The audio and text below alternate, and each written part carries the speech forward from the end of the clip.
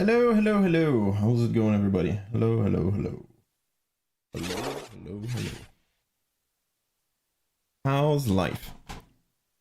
Well, we had some a bit of an event. My monitor crapped out big time, but apparently it's fine now. I really don't exactly know what happened, but um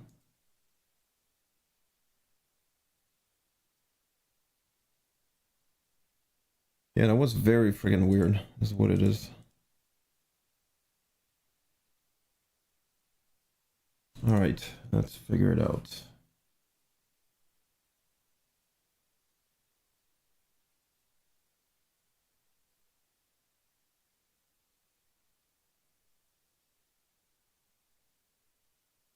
Simulator, really? The streamiverse. Hey, what's up, SG? Happy to see you, friendo. Hopefully you have a lot of a lot of free time right now, because I believe I'm gonna need help.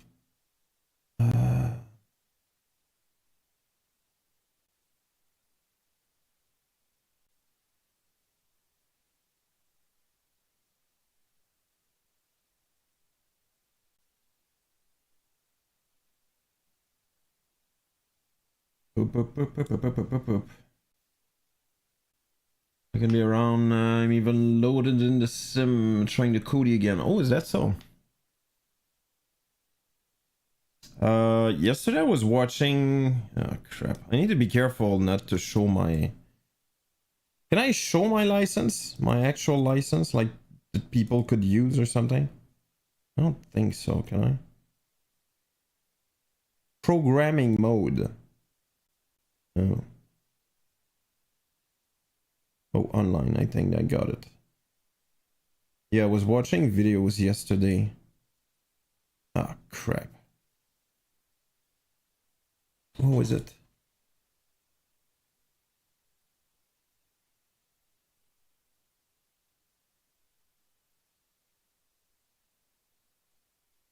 No, exactly. It's not showing my license per se, so that's fine.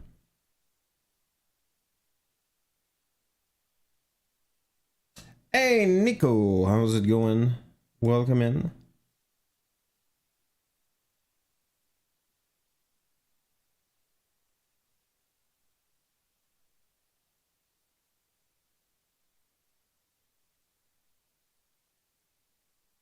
I intend to most of the stream, by the way, most probably will be me watching videos about SPAD, trying to figure it out.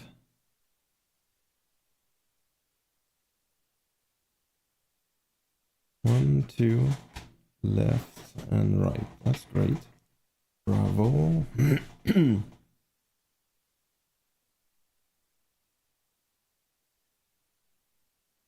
My god, that's well made.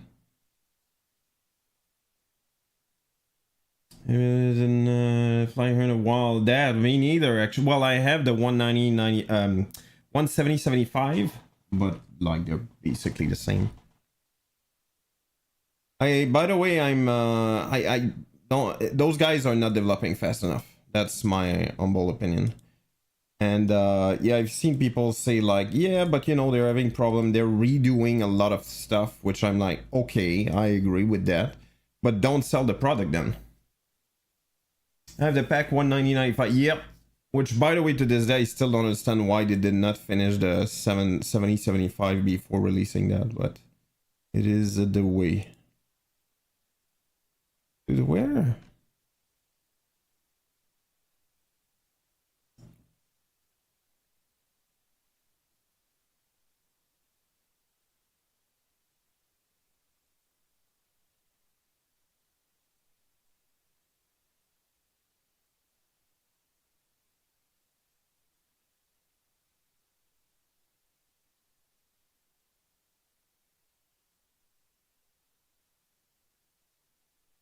Oh, video guide. Let's go. Okay. Jesus Christ, dude. There's a lot of them.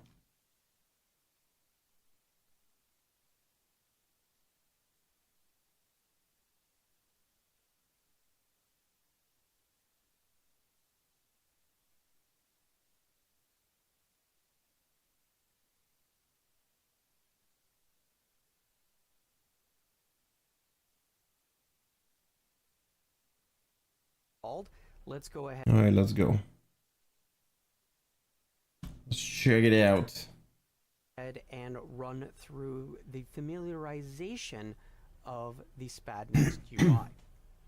So on the left-hand side, this is where we're going to find our main control tabs. So starting at the top, you have the Home tab, which has a bunch of sub-tabs, which we will come back to. Then you've got your Profiles tab, which is going to also contain sub-tabs, which we will come back to. You have your Panels tab, so these are things like CDUs, MCPs, MIDI control panels, Cytec Logic panels. This is the grouping that those are going to show. Jesus Christ, that guy has a lot of them. Controls is where you're going to find your joystick, rudder. I'm trying to understand the whole thing, to be honest. Of that nature, and I think the best thing to do is just follow that. And yes, most probably like I'm not sure exactly what I want to do. Point is, my first point is trying to understand the software. I'm not even kidding. I kind of understand everything, but even those tabs, I'm confused. Like, okay, those are the peripheral. I get it. You know what I mean? I don't know. It's hard to explain. I'm starting from so far that it's quite yeah. Oh, GNS 530. And then the third kind of devices section is the FIP section. That one is not there online. Cytec/Logitech. As well as if you enable virtual FIPS, if you have that license with Complete or with the add-on for FIPS, you can create a whole bunch of virtual FIPS, which you then detach and place elsewhere. Again, we have videos covering that. The Extras tab is where you're going to come in to find things like the data monitor and event monitor. Two things very important to figuring out add-on airplanes, finding out what events or what data they're controlling and working. You started with that plane and will load up my profile. Oh, got it. I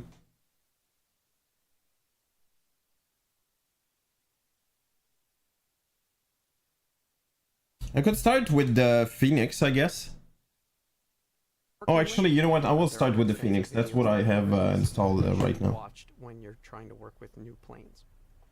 Expressions, we're going to cover that a little bit more in detail, but effectively expression allows you to create your own local variable from other variables and then applying a bunch of conditions or data parameters shaping of the variable. So quick example, FS roundup, that was me rounding up the FPS to the nearest whole value so that we weren't getting a bunch of decimal values. That way, when I render it on Stream Deck, it's only rendering every time an entire frame changes, not decimal places. So it's going to put less strain on the system to constantly render that output. Things like scripts, client events, and then virtual devices. So with the virtual devices, this is where you can add more of those virtual FIPS. Client events is where you would add H events, LVARs, things that are not showing up inside of SPAD.next yet. And you need to get them working, like brand new H events for, say, the Boeing plane that hasn't been released yet. You know what? He's using the Honda Jet. Did you set up the Honda Jet? In an early beta alpha flighting of Microsoft Flight Sim. I'm guessing you set that up as well. And they would be able to all right, hold on. Do you remember what example he starts with in that? You can go in. I guess you don't anyway. I'm gonna wait. I'm gonna wait. I don't know just yet. Here under the published information, these are your published profiles, your published snippets, and any images that you yeah, he's saying stuff I don't understand. I have published some images, it's just not showing up here no. yet. This part of the sorry, what? But you don't have a profile for the Honda Jet? Other people's snippets and profiles, this is where your own stuff is stored. Then under the settings tab, so this is the information regarding settings. I don't remember where he starts from. Ah, okay, got it. Sorry. Breakdown. Two other little pieces on the left which are important. Yeah, exactly. So he's showing his, so it doesn't matter. Your current profile. So if I make any changes, it usually goes red. I click on it. It then saves the changes I have made. There is a setting for autosave. I don't run that. This is one of the most important features. This is called programming mode. Programming mode is helpful, and it's one of those features we'll jump into right now because it will help you as a user.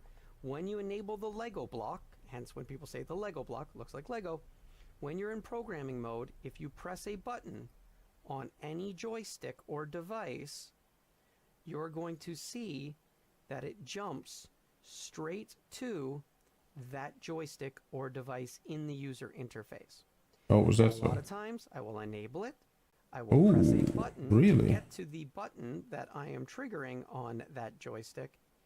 Then I will disable programming mode, so now I can edit the events that I want to assign to that button without causing a problem.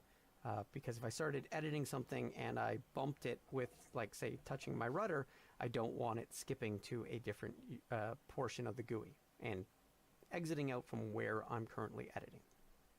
Starting at the top, what is all in the Home tab? So under the Home tab, well, this is what it opens on. Home.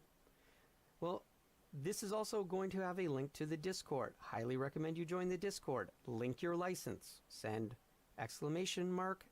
!license, or sorry. By the way, I did that. That's kind of cool. Link to the bot. You can send !lice, L-I-C, info, I-N-F-O. You said that earlier. At any time after you've linked it, and it will give you all of your information, Yeah, like right activation code and what versions you're entitled to. Under news, you are going to get the SPAD Next updates and news. This is not heavily updated because this is for important information and things that have had impacts in trying to find that information. Again, the Discord is much more effective. Video guides. Hey, just like this video guide here, which is going to be replacing this specific video right here. Because we have come a long ways since 0.9.10, and things have changed even within the even within the GUI, the user interface, as well as some of the other options. So the video guides have everything categorized. So if I want to look at things specific to the 414. Now, understand that some of these videos still apply to the device and or other planes.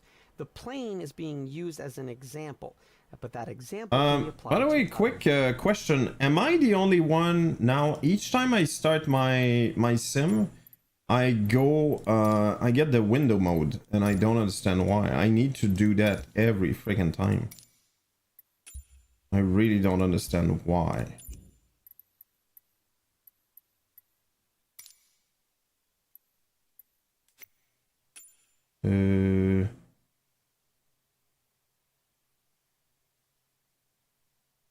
Actually, it could be a good idea to use the 300, but yeah, I kind of don't want to do that, I guess. Hold on.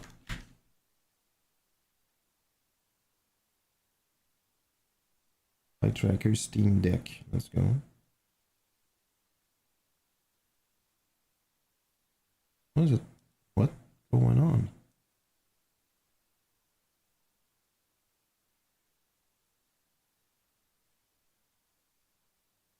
Oh, there it is.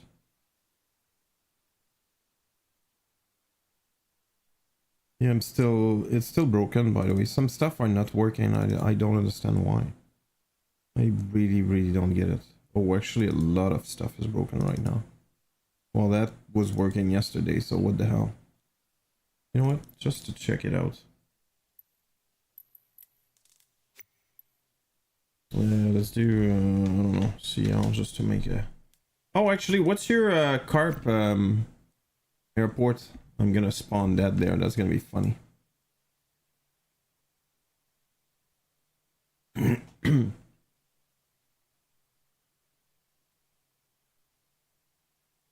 CYRP, thank you.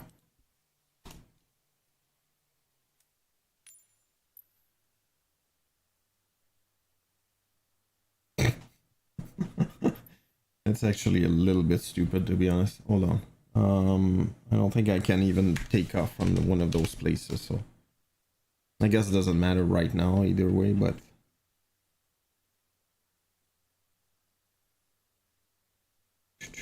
CYRP.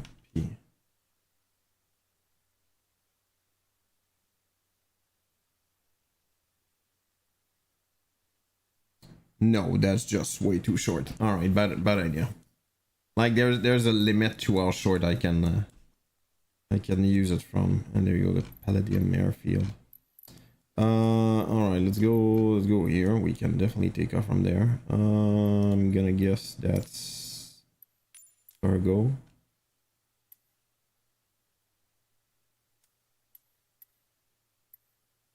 Yeah, I have no idea. Okay, I'm gonna assume that's cargo here.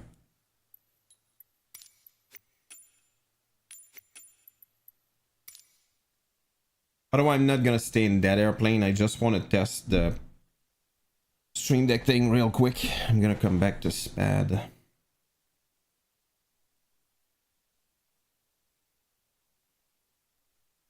Yeah, what else is going on, G?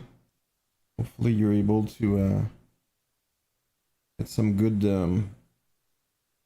I don't know, rest time, I guess. I don't know what's the correct way to say that.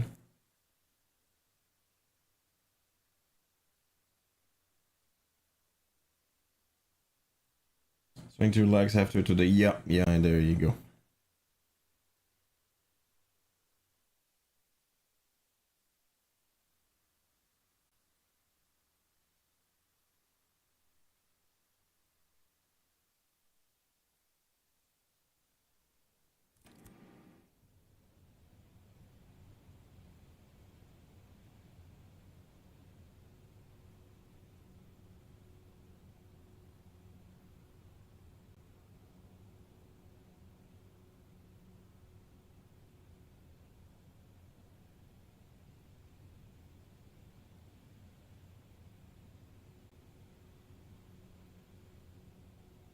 There you go.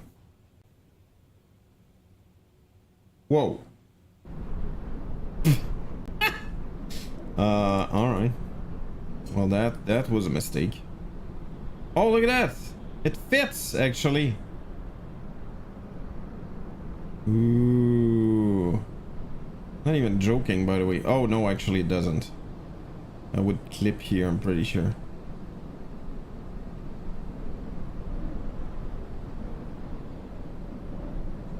There must be a cargo here. Where the hell is it?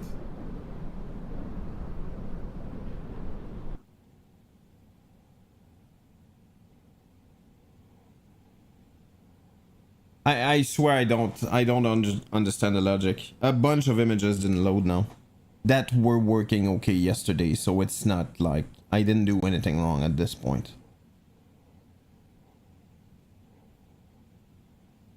Not gonna lie, it's kind of it's frustrating, to say the least.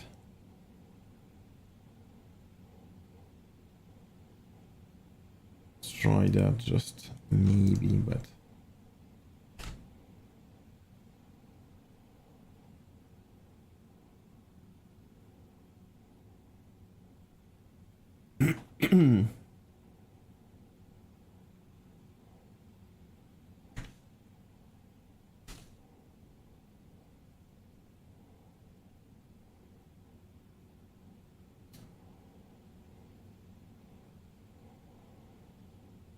nope, not better.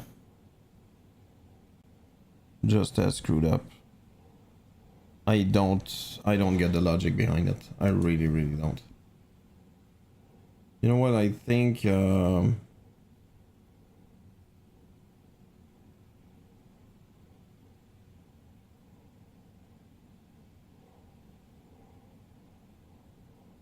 nothing. It's just working. It's using that technically, but I'm gonna restart that. But what's the freaking point? Yeah, there you go. By the way, you can exactly see what's going on. That's exactly what I see. Which is not right in many cases. You can see there's nothing showing. That's absolutely not normal. I know that because I've used it before. See, some stuff are okay, but the images are not there. Why? I don't understand. Oh, that's one huge disappointment about the profile, by the way. There's the guy made a transponder thing, right? But The only thing, yeah, exactly, it's completely screwed up. Let me start the engine, not the engine, but like the batteries, which by the way, I shouldn't have to do that, FYI. Just to see if that's gonna change anything, but I really doubt it. But basically, the way it works in the real airplane, the transponder is right there. Let's go. And the way it works is there's two wheels, right? One control those two numbers, the other one those two. Which, by the way, okay, that's the way it works. Whatever. The thing though is I was kind of hoping it would be, you know, with that you click on something, you could just type numbers, right? And the guy didn't do that to make it, I guess, realistic or whatever. So it's just a plus and minus, two plus and minus, mimicking the two wheels basically. But do you have any idea how freaking complex it is to click, click, click, click each time? Each roll is basically a click. So it takes freaking forever. That doesn't work at all. But again, I'm complaining about small stuff, but there's nothing that's working correctly. I really don't get it. Let me restart that just to see if that makes any difference. If it does, it's still not normal, but I don't know, I'm not gonna spend much time on it. Not now anyway. And the other thing is I figured I'm gonna assume that some people made some cool profiles for the stream deck. Whoop! Stuff just appeared. Whoa, there you go. Then why? See? It's slowly showing stuff now. There you go. It's so weird.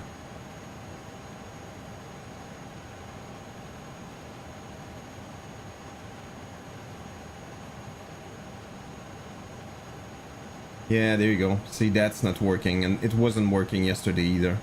You will hear the clicks. It's basically the ADR.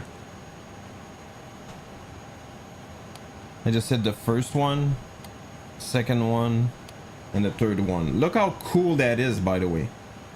Battery, and it switches to align mode. The problem is the image here is not showing at all. Why? No idea. And I got that with many. So you can see here it's fine. See, like there's numbers I'm pretty sure that should show here, and they're not.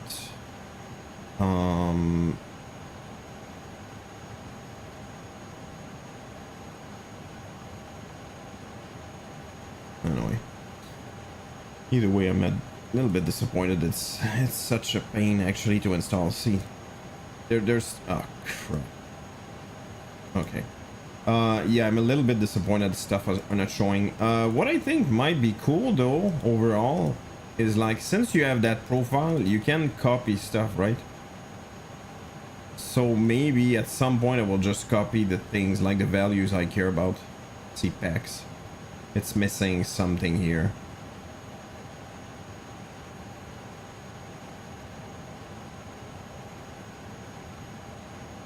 Oh, there you go. That's the temperature of the cabin and the cargo. Oh, that's pretty cool.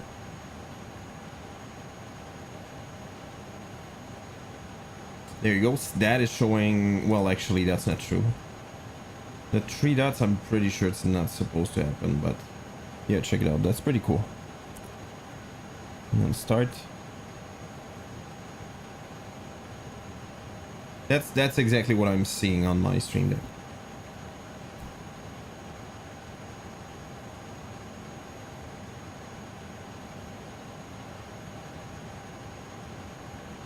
Yeah, exactly. It's not working correctly. It's not... Oh, there you go. It says Excel, but it's not saying on or anything. So it's missing some stuff. I don't know why.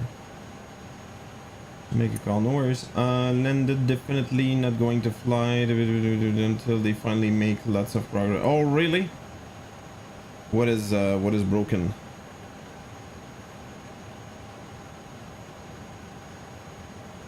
Yeah, there you go. That's fine. That's not working.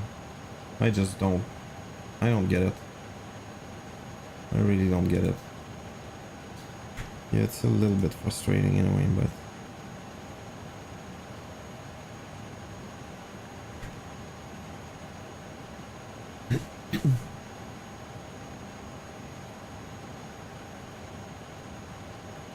Something loaded here.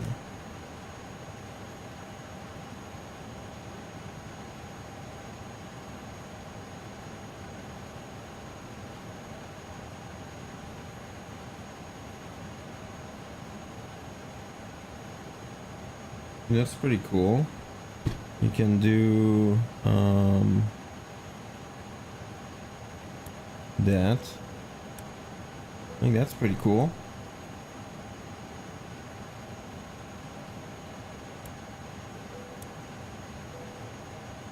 They're broken for me as example, like pick app, but the light above app does not light up. Actually, I'm going to completely reinstall the plane now and test again. Ah, got it. Let me know what you think. I'm guessing it's just to switch them. Yeah, exactly. That's exactly what it is.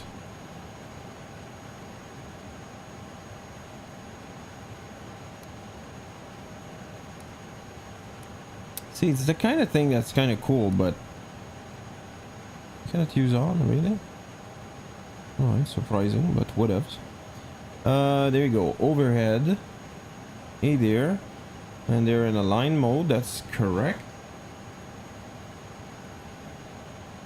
Just gonna create something real quick so I can test it out. The thing to the moon and back, exactly. No field of lane after months. Yeah. It's totally normal.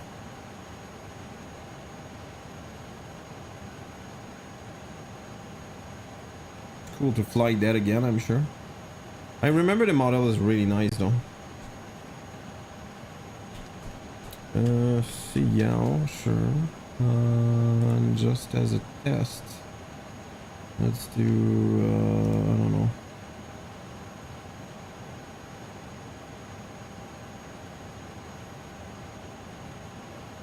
Let's do Buffalo, K-Buff.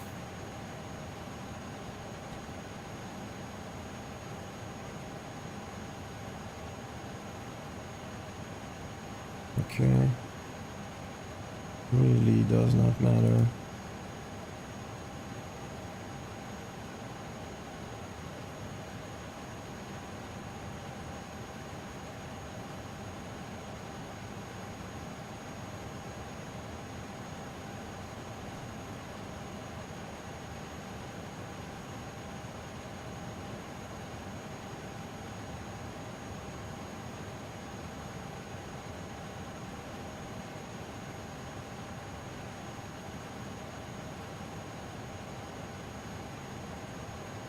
Back. Welcome back, friendo. Yeah, by the way, there's a lot of stuff that just don't work. I don't get, I don't know. Getting a little bit aggravated about that. Let's go here. MCDU. All right, let's go. Should be able to do. There's no menu on that. Interesting.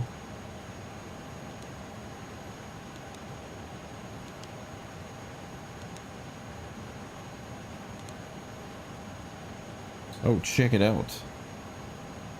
I'm gonna try some stuff. It's very much a pain, by the way. I don't see myself using that ever, but 43. Let's go. And then I can do, yeah, there's no way, dude. 1, 2, 3, 4. 4. Let's go, see?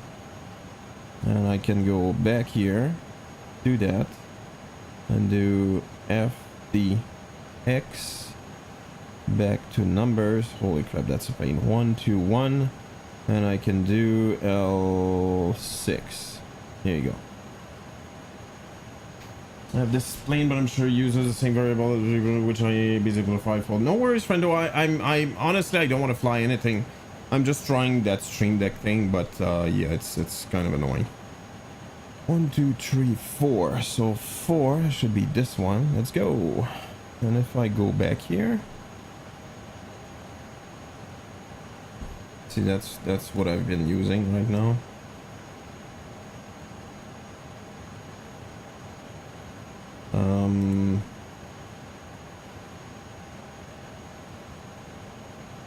Let's do that. Oop, MCDU, my bad.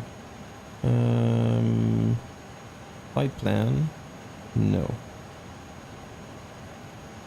Dude. In it. Already there. Next page. Yeah, there's a button. You can see I just hit next page and stuff like that. So it just went. It's really cool, but I think it's all over the place as well. It's very well organized and it's really impressive to see. Not gonna lie, and even made shortcuts depending on what state you're at. You know, there's stuff like that. Seatbelt sign. I think that's a cool little tweak. But at the same time, I think at this point I might just use it on the switches on the Bravo. I don't know. Yeah, you can do that as well. Let's check it out.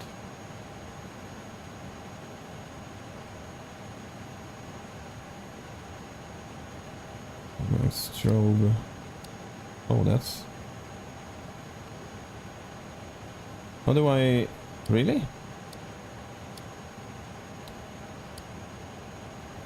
Not sure how you're supposed to go to on. Apparently, there's no on.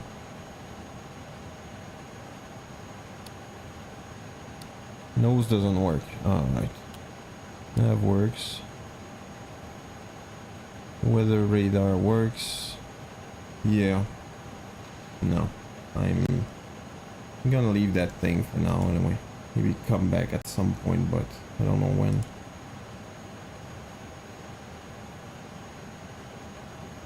Alright. But I'm going to be back to streaming soon. One guy in the company did show up yesterday. From the company, okay. This I can actually set the physical connection into our house. Make an appointment, will connect us tomorrow. It's my... Oh, you mean the ISP, you mean?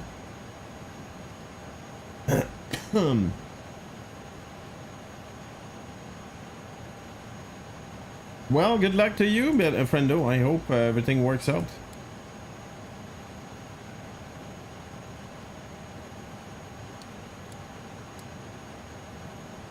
Let's go. Alright, let's load back in the Phoenix. I started with a default, like, new profile.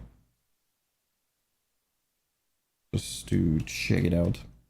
SG, question for you. Did you upload your whatever profile thing for SPAD? For the Phoenix? And happy birthday to your mom, by the way.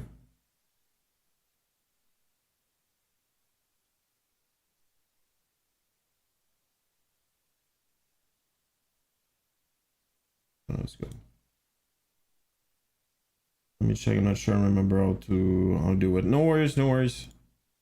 Things like finding LVARs, finding H events, finding what events are fired by a plane.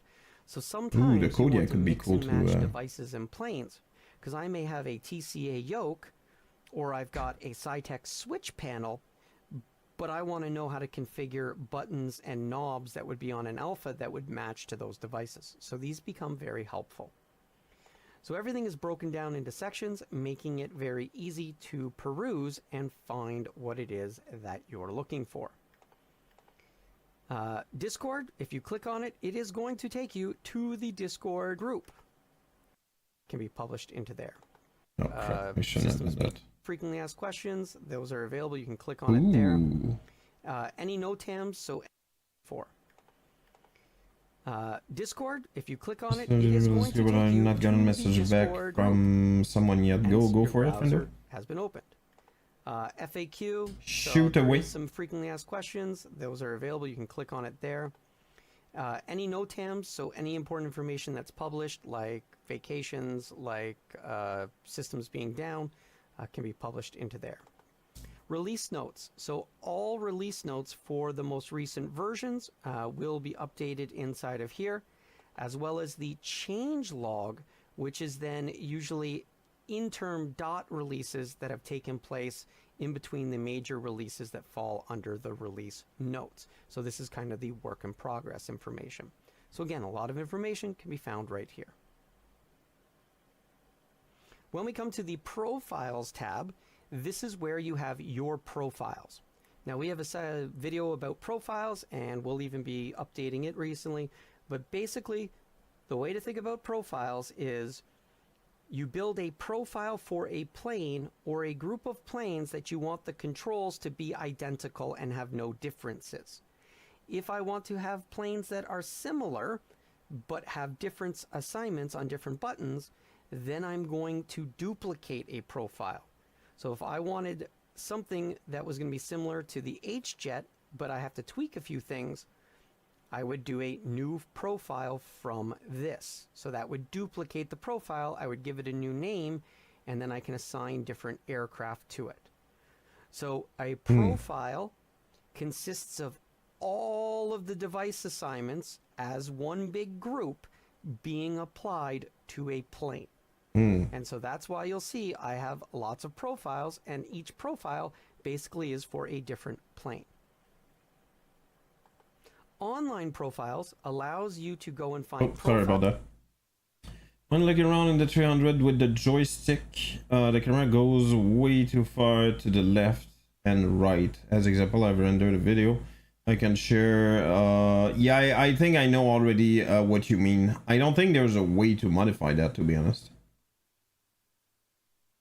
Maybe I already get what you mean. Hold on. I'm gonna load an airplane first of all. Okay.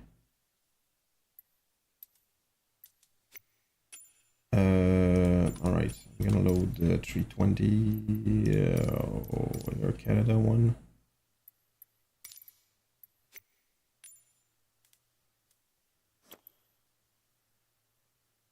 Boom. Boom. Boom. Boom. Boom. Boom.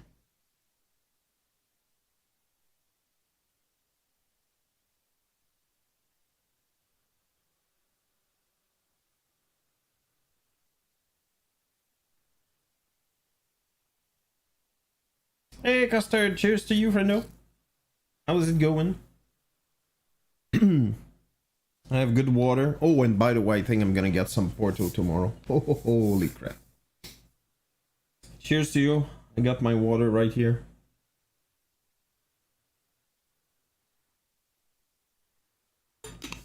How's it going? It's going great. And by the way, huge shout out to Custard. He's the one that donated that great device, which by the way is freaking amazing.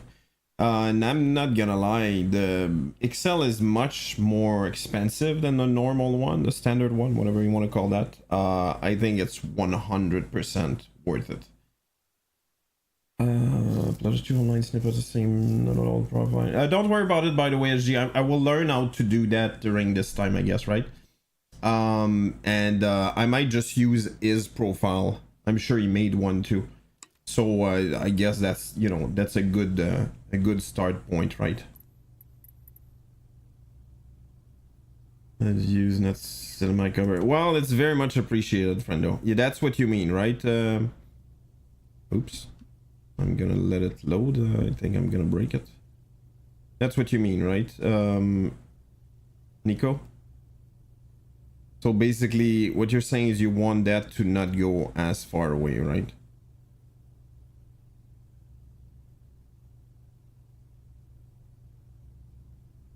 Exactly. I truly don't think it's possible. Not gonna lie. I might be wrong, but I'm really not sure it's possible. And yeah, your best bet is definitely Discord. Set up so stupid. Yeah, honestly, I think it's an MSFS thing. Might be wrong, but yeah, that's what it feels like at the very least. Oh, that's true. Okay, hold on. Well, I'm gonna continue that video, I guess. Again, a huge thank you, Custard. I mean that's very much appreciated. Files that have been published by. And I hope you're doing well. My best to the missus. Understand that. I give it a little bit of warning. It's a nice plane, but it's slow. Yeah, it is. Switch to the TBM and wow, it's way better so far. Yeah, it's a much more recent airplane. The TBM is the 900, I believe we have by default, which is really nice, very well made. And there's also the 850 by Black something, I don't remember. And it's again a much older system, much older system. But honestly, I don't have the 414, but I'm pretty sure I'm gonna buy it at some point. Profiles. PC-12, you know what? The PC-12 is relatively slow. Oh, good.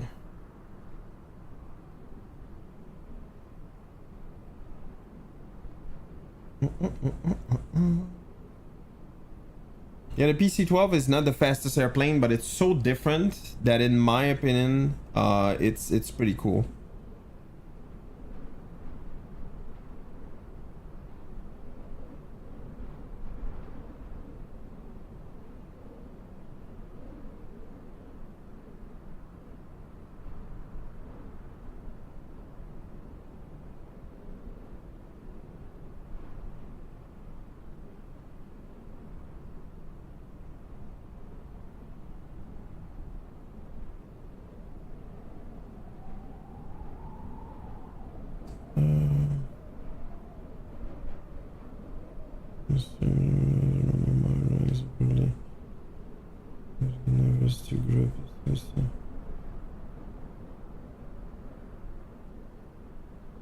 Well, hello, Squawk ID. Hope you're doing well.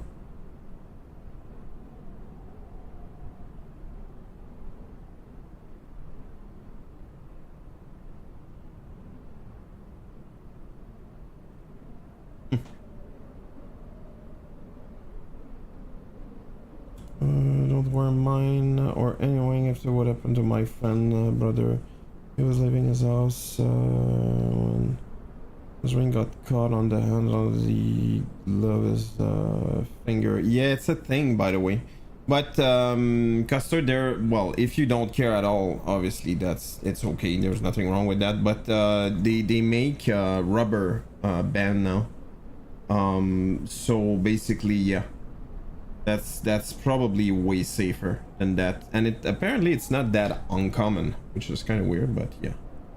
Are, as we said, a complete collection of all of the devices that this person has and has published for this profile. If you have different devices or don't understand that profiles, plain. Online profiles allows you to go and find profiles that have been published by people who have been kind enough to share their work.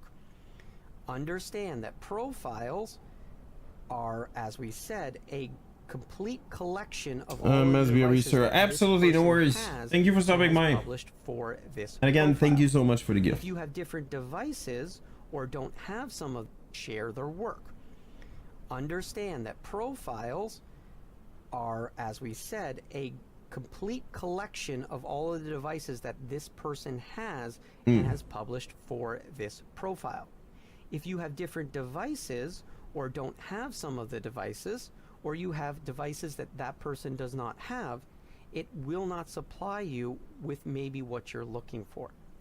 There is a separate snippet system which allows you to download individual devices or even individual switches on an individual device into your profile. Okay. Again, we cover snippets in a separate video.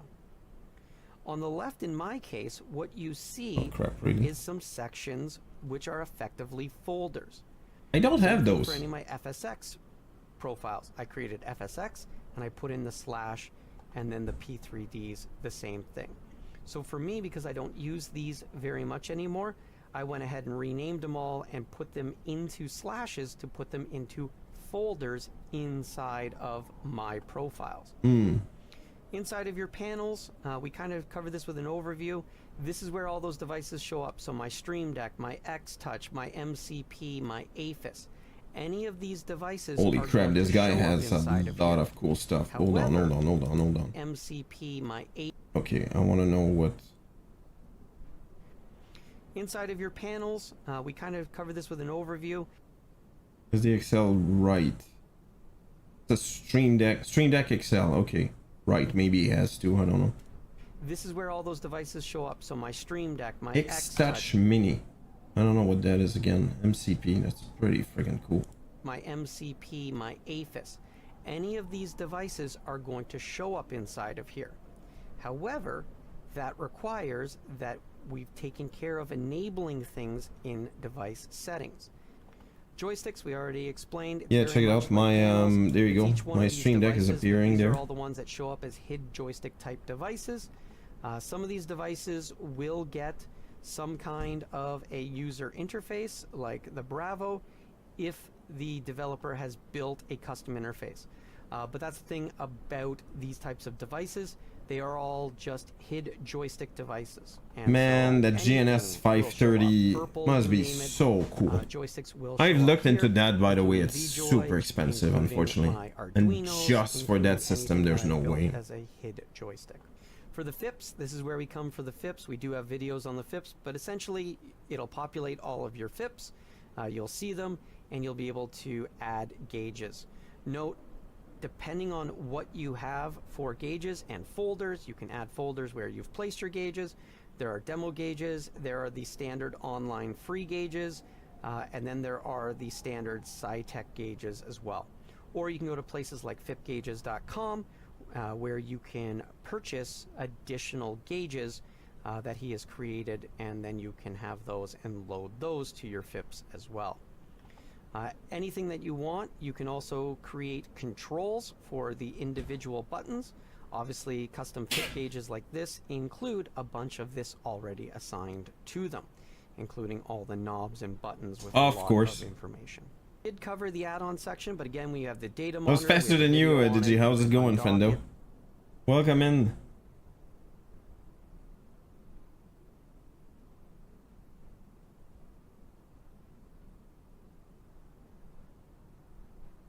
I'm able to see here. Actually. Oh, there it is.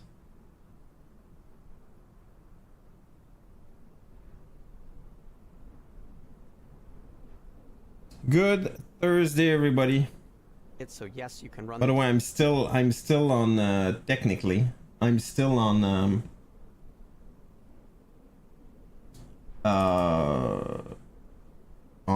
vacation technically, but I figured, you know what?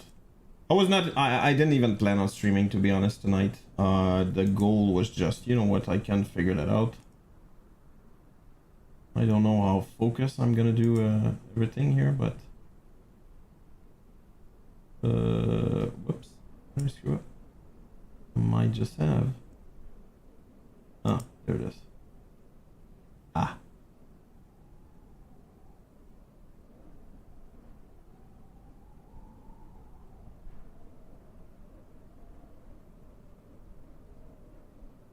Well, that's an old clip, or is it trending towards 50 hours this week? Yeah, it's still too much. I'd say it's okay, but it's still too much. Actually, it's not that bad, to be honest. The expressions, good for you, friendo. You can create your own. If we just look at a quick one, here you see roundup and then the data var. So, and then we hit the validate, and we can see we're currently running at 120 frames. Publish snippets and online snippets. So again, there are profiles, but then there are also online snippets. I myself publish everything. So as you can see, I publish. Oh yeah, by the way, SG, hold on. Apparently I can show that to you. Check it out. Update subscription. Apparently 82 days ago. And I need to renew it. But it's the update subscription. I swear to God, it's making me angry, to be honest, but whatever. It doesn't light up even after install. Well, let's go. Just need to be patient, I guess. Sucks, but it is what it is. Hopefully that's yeah, they're gonna do that. Yeah, check it out. I did the complete, so I have everything, but apparently there was a time limit. I did not know that on the update subscription. Yeah. Pretty sure I'm gonna pay for it at some point, but whatever. Profile way back when, which was for the Vision Jet, because I got asked to do that, and I was traveling at the time, so I needed to get it done before I had left. But on the published snippets side of things, this is where myself and many other people publish most of these devices. And the reason for doing this is you can publish complete devices, but you can also publish individual... Wait, what?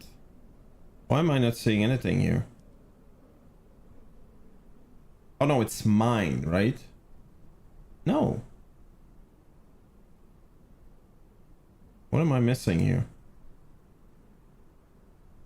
You have not published images. That's true. You have not published I agree again. But shouldn't I get a list? Oh boy, I don't like that. Yeah, he said everybody else, not just me, right?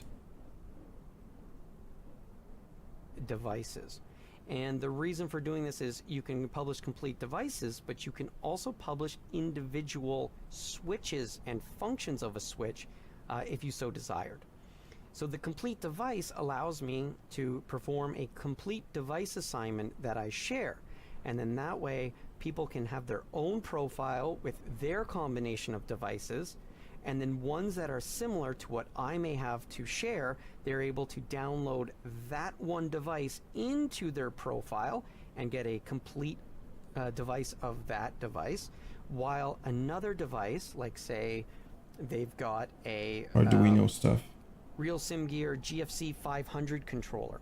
I don't have a GFC 500 controller, so I can't put that in my profile. They have it in their profile. They would be able to download that GFC controller from a different user who published their configuration.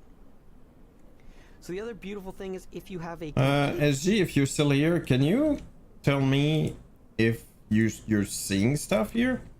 Because I believe it might have been. Is it possible it's the update thing again? That I'm not seeing crap here? Just finish with standard. Let's go. Complete edition, you can also click on these little eyeballs on the left-hand side when you are searching for a snippet. Thank you, SG. Sorry to bother you. Let me know if I'm too much eyeballs in the same place. And if you click on the eyeball, again, complete device only feature. But you would be able to, thank you. with that complete device, and with the complete edition, you would be able to look at the entire device and see all of the assignments and what has been configured on it. So that's a nice feature for the complete edition. I don't have anything. Okay, so under settings, under registration, this is the area where you come in for your registration, what you're all licensed for. You could reload your license. You can buy add-ons, so being able to add add-ons to your system. Obviously, in my case, I don't need these add-ons. Yeah, I have all of them as well. Because my system is the complete edition, so I can already do X-Plane, Microsoft Flight Sim, and Virtual FIPS are part of the complete edition already. The other thing to note is if I needed to renew my update subscription, I can come in here to renew my update subscriptions. Do note that there is a lifetime or a perpetual lifetime subscription. So if you buy that, then it's for the life that it's being made. Yearly ones only apply to yearly. I thought those are the ones you have published. Go to Profile tab and click on Online Profiles and brings you up a new window. Okay, hold on. I must have missed something. Okay, so you said thank you for the follow on Kick. Thank you, Greg. Thank you so much. Welcome in. Okay, sorry. I think those are the ones you publish. Boom. We go on profile tabs. Where's the profile tab?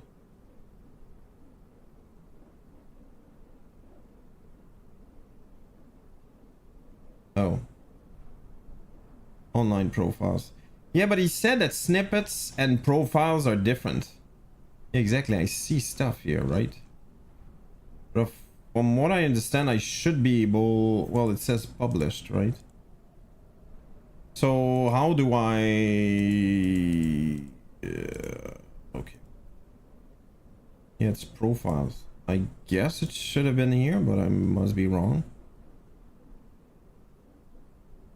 Which would be none. Okay, hold on.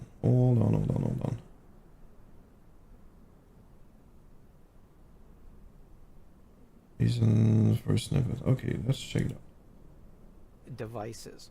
And the Dude, there's no way. Is that the guy published all of that? reason for doing this is you can publish complete devices, but you can also publish individual snippets side of things. This is where my publish everything. Publish snippets and online snippets. So again, there are profiles, but then there are also online snippets. I myself publish everything. Ah, there you go. As you can see, I published one profile way back. So when, yeah, it's which just was is. Vision Jet, because I got asked to do that, and I was traveling at the time, so I needed to get it done before I had left. But on the published snippets side of things, this is where myself and many other people publish most of these devices. And the reason for doing this is you can publish complete devices, but you can also publish individual switches and functions of a switch if you so desired. So the complete device allows me to perform a complete device assignment that I share. And then that way, people can have their own profile with their combination of devices. Yeah, check it out. It's not just his. SimDude paid, like SimDude stream makes. That's not his. And he said myself and others. I don't know, man. I'm confused. Anyway, either way, you see only your snippets, I'm guessing.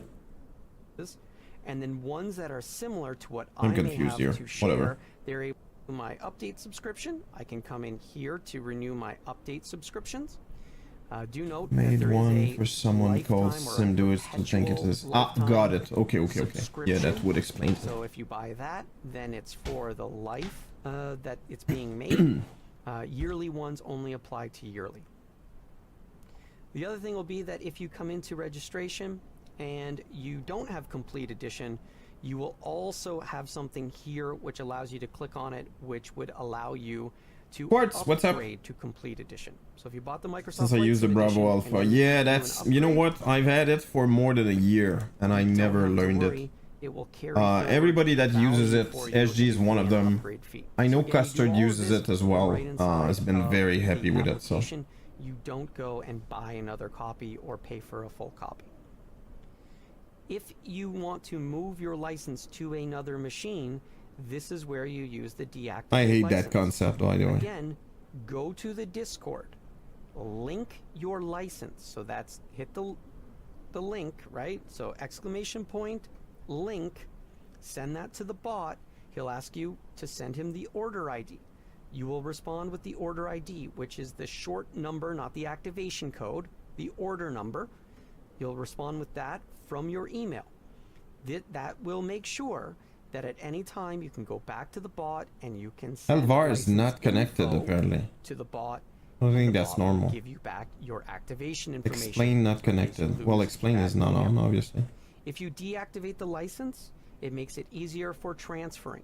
If I upgrade my machine and Yeah, I build a new agree. machine, Well, it's just a way for them to protect themselves, but to be honest, I find it so annoying. And if you forget to do that and like you well, what if you have a crash and you lose your hard drive? Well, you have to contact them and all of that. going to deactivate It's the license kind of a on the pain. old machine, go to the new machine and activate the Safaricom license. profiles work in P3D. I don't know if it's comparable, Fendo. Or I really don't. with some newer SG motherboards, might with know that. security features that will change the system's hardware ID because of a BIOS setting. When those things happen, it may change your hardware Not ID. it may, in it which will case, change. You may have to reactivate your license again. Application settings. So here we start getting into some more of the details of setting up SPAD.next and what elements you want to run. So here I've got automatic update check on, which means every time it loads up, it's going to check for updates. You can also force it to check now. I can minimize when starting, so as soon as it starts up, it automatically goes to the system tray. You can exit when connection to the SIM is lost, so if the SIM goes away, you close the SIM, you can set it that it automatically closes SPAD.next. I leave this off, I manually do that.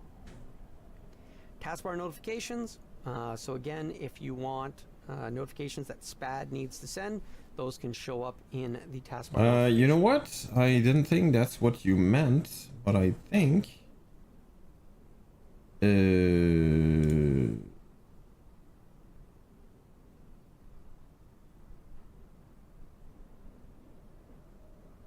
Where did I see that? Status?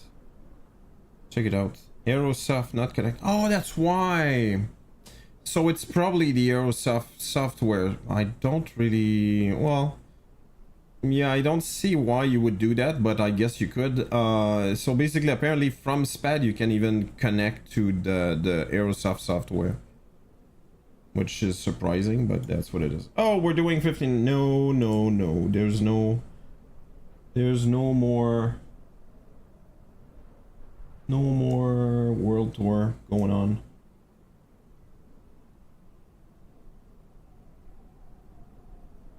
That is off. Automation. World tour timer, that is off. And let's go.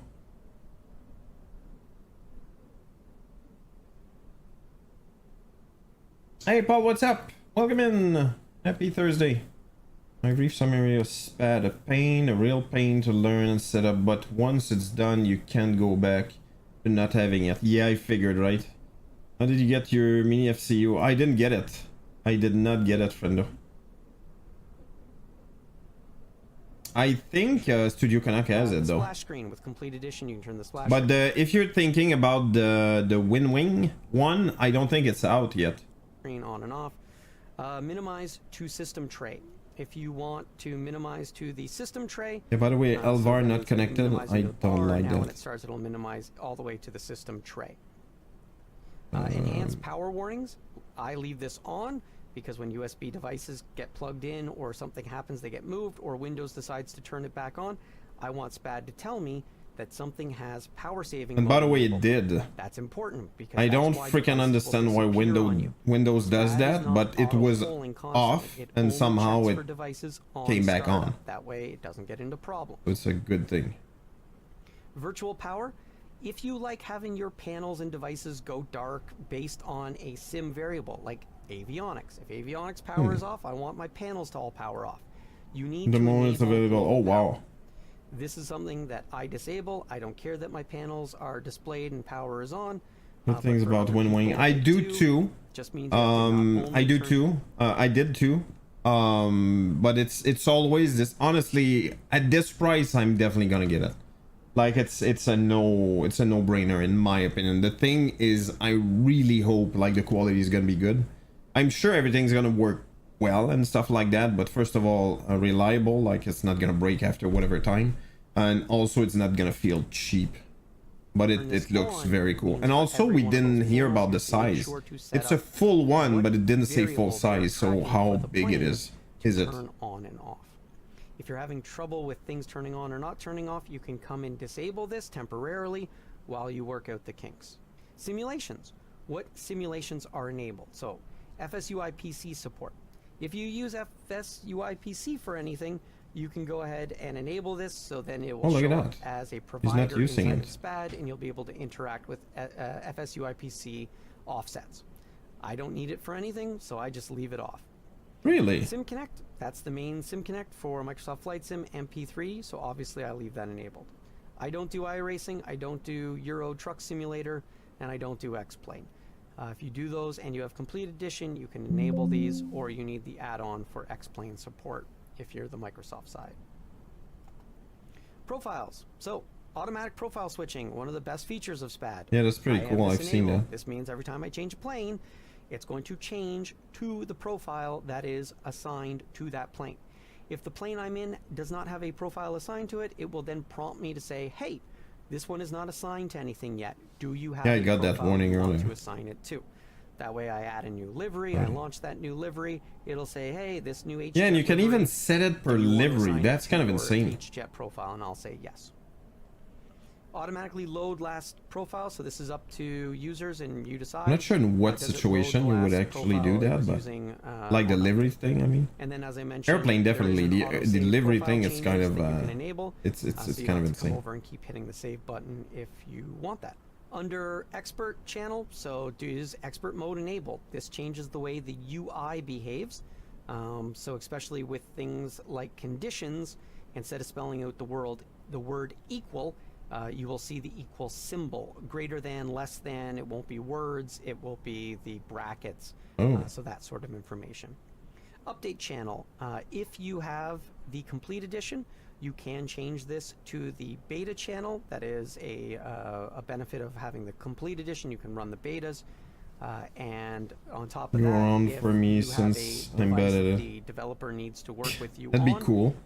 and you would make this through the alpha builds, he may enable you to use the alpha. Yeah, I'm not able. Oh yeah, because there's no. I'm not allowed to do updates. Oh, dude. Okay, you know what? It's bothering already. I'm gonna buy it. Annoying the crap out of me. Ugh.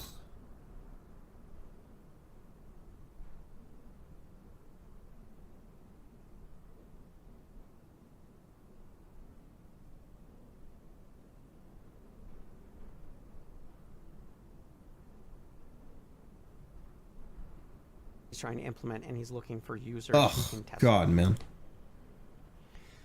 With taxes, it's $85. Holy dude. Pop-outs, things of that nature. Remember their positions and sizes, so that way SPADs, VFIPs, and virtual FIPs and other things will go to specific places.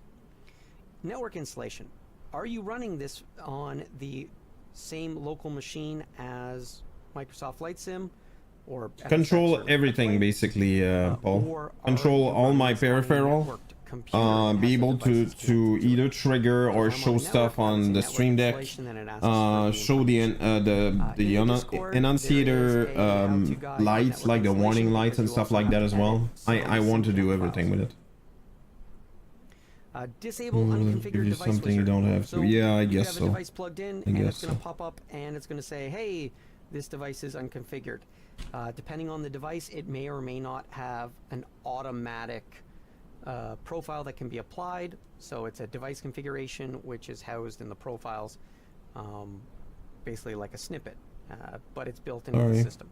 There's a lot of devices don't have this, so do what you like. If you are a gauge designer, your license will have this enabled. Again, that's for people who design gauges.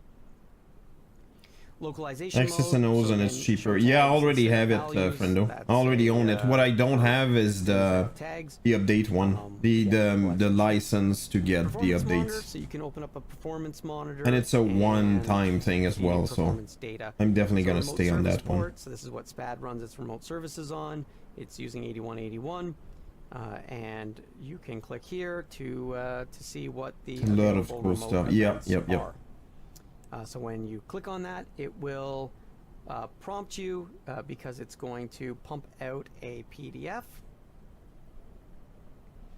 And so once you've got that PDF, that's a for things that have tags. Again, localization. Performance monitor, so you can open up a performance monitor and see performance data. So remote service port, so this is what SPAD runs its remote services on. It's using 8181, and you can click here to see what the available remote events are. Oh, okay. So when you click on that, it will prompt you because it's going to pump out a PDF. And so once you've got that PDF, you can come in and it will allow you to see all of the events that you can access through the service. Disable Windows screensaver, so I have that enabled, so it won't allow, when SPAD's running, won't allow Windows to go to screensaver. Borderless full screen, so you can enable it, so when you're in full screen mode, it's borderless. You can have a disable clipboard warnings, so if you're having issues with not being able to access the clipboard, there are some screen sharing systems, screen sharing VNC type things, which won't allow you access to the clipboard because they basically blocked it. Hold on, I may disable Windows screensaver. Windows screensaver. Okay, it's on. I just realized there's something here. It might be related to SPAD that's doing that. Or less full screen. If enabled, SPAD next will cover the taskbar when maximized. Oh, it's just for that though. Okay, I don't care. You have a global setting for long presses, so 1,000 milliseconds. So 1 second is the default for how long is a long press. If you want long press to be longer or shorter, you can change it there. Backups. As you do profiles and you make saves and changes, it will create profile backups. Same when it launches, it wraps up and saves some backups. So you can set 0 for no backups. You can set -1 for unlimited. I have a maximum of 10, so it'll roll over after 10. And of course, I have profile backups enabled. Web ports, this is what's used for accessing the WebSocket and REST API services. It's also needed to be enabled if you want to use the fly-by-wire or the other CDUs that use WebSockets. So here we enable it.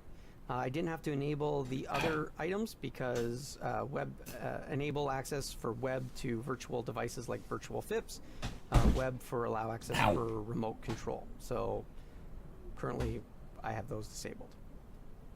For FSX P3D, if you run those, you can have things like PMD just support enabled, TFDI support enabled, Majestic. iFly, I and hope we get that at Majestic some support. point. Notice under 2020, there is no PMDG. It is assumed. Turns out it's one of the most popular planes ever, and it's just easier to assume that it is enabled. So you can enable the fly-by-wire CDU socket. So this is how we can do WebSockets to get the screens for the CDUs. And currently supported is fly-by-wire, so that uses the MCDU. Must come from the SIM bridge, hence it has a port for it. And then there is a secondary port for the direct connection, like what we make for doing the working title CJ4. Alright, I'm gonna turn that on, I guess. Some strange configuration will become active after restarting. So Alright. there's the Demented Monkey mod, and again in the Discord, under the CDU hardware channel, there is also links to go and find the Demented Monkey mod, which will output the data, very much similar to how fly-by-wire does it over WebSockets, and sends it out for SPAD to display. Aircraft directories, so where is it going to find the directories? It does this automatically on the first one, but if you have other places, other directories that you keep planes and then do other links and you want it to have access to it, you can specify where those directories okay. are. Overall application directories, so application data, where does it keep its application data? So its configuration for the app itself, that's in this location. There is a button on the right hand side, so you can go ahead and browse to it if you needed to change the location. By default, SPAD documents are kept in your user documents folder. Your it doesn't look like it's doing anything. It might be wrong, but problems if you have Office 365 enabled. It can have problems with migrating or not updating properly, and then you won't see your documents. If you're using Office 365, it's not a bad idea to move SPAD Next out of the documents. Maybe put it on the desktop, or just put it on a D drive, or even your C/SPAD, and just put it somewhere else so it's not getting conflicting. Configuration data is found in the conf, the logs, your profiles directory, which is under I don't documents, see anything getting installed here. profiles, and then you got your gauges and your scripts. So this is where you find, hey, where does SPAD save files to? This is where they are. Same thing like, where do I find the logs? Configuration wizards, we already covered this, but this is where you come to run the config wizards, including running the installation of the LVAR H-Event bridge from Microsoft Flight Sim, as well as any other sims you're running. Under your devices, this is where we have the enabling in general FSUI PC. devices. So things that we do want LVAR to module. control. Yeah, but that's not It is what I possible want. to run some devices and others not. If for whatever reason you like another device's dedicated software, you could run that instead and just make sure you've disabled it. So if you have Scholarkey, you can enable it. Joysticks. So in general, you need to enable basic general joystick support. So it's gonna Once be that's awesome. enabled, Yep, then it's just any of freaking the other joysticks will overwhelming at the individually show beginning, up. but So this is that example once where it's I set can up, I agree. exclude a joystick completely from SPAD.next because I Oops. only want it to show up somewhere else. MIDI devices. So is MIDI enabled? El If gato. so, then I've got my X-Touch Mini. It's on. there you go. Then you can emulate a the hell X-Touch is Mini that? emulate.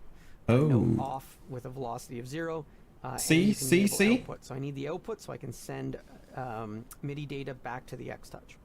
If I had more devices, they would show up as additional devices. Under the Other Devices section, you'll see I can enable support for the Sim Innovations Knobser. I do not have a knobster, so I don't enable it. Script panel. So I use the script panel for a lot of things. Sometimes I use it for callouts. I use it for a bunch of other features. This is where you make sure it's enabled so it will show up under your panels. For Cockpit Simulator, do you have General Cockpit Simulator support enabled? If yes, then you will be able to enable things like the CDU, the AFIS, enable Cockpit Simulator support. It'll automatically add those devices here, and the individual device settings you can make for them.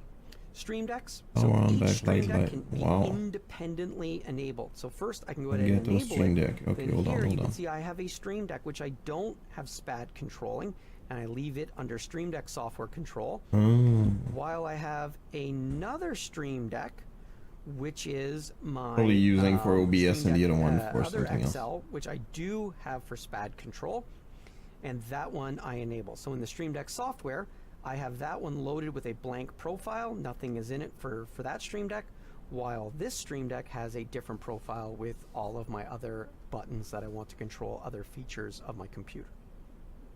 If you rotate your Stream Decks and mount them in rotation, you can actually in here tell SPAD how to render to these so that it will rotate. I just realized it might be exactly why I had issues before. So each Stream I didn't realize that. Enable the brightness, and I'm gonna play with that later. It's supposed to go dark when SPAD next exits.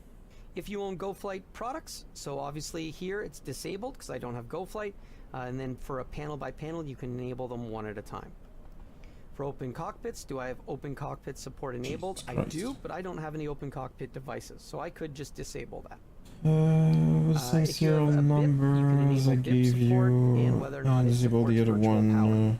Here, use for OBS. Yeah, for me it's on the other PC, so there's no two.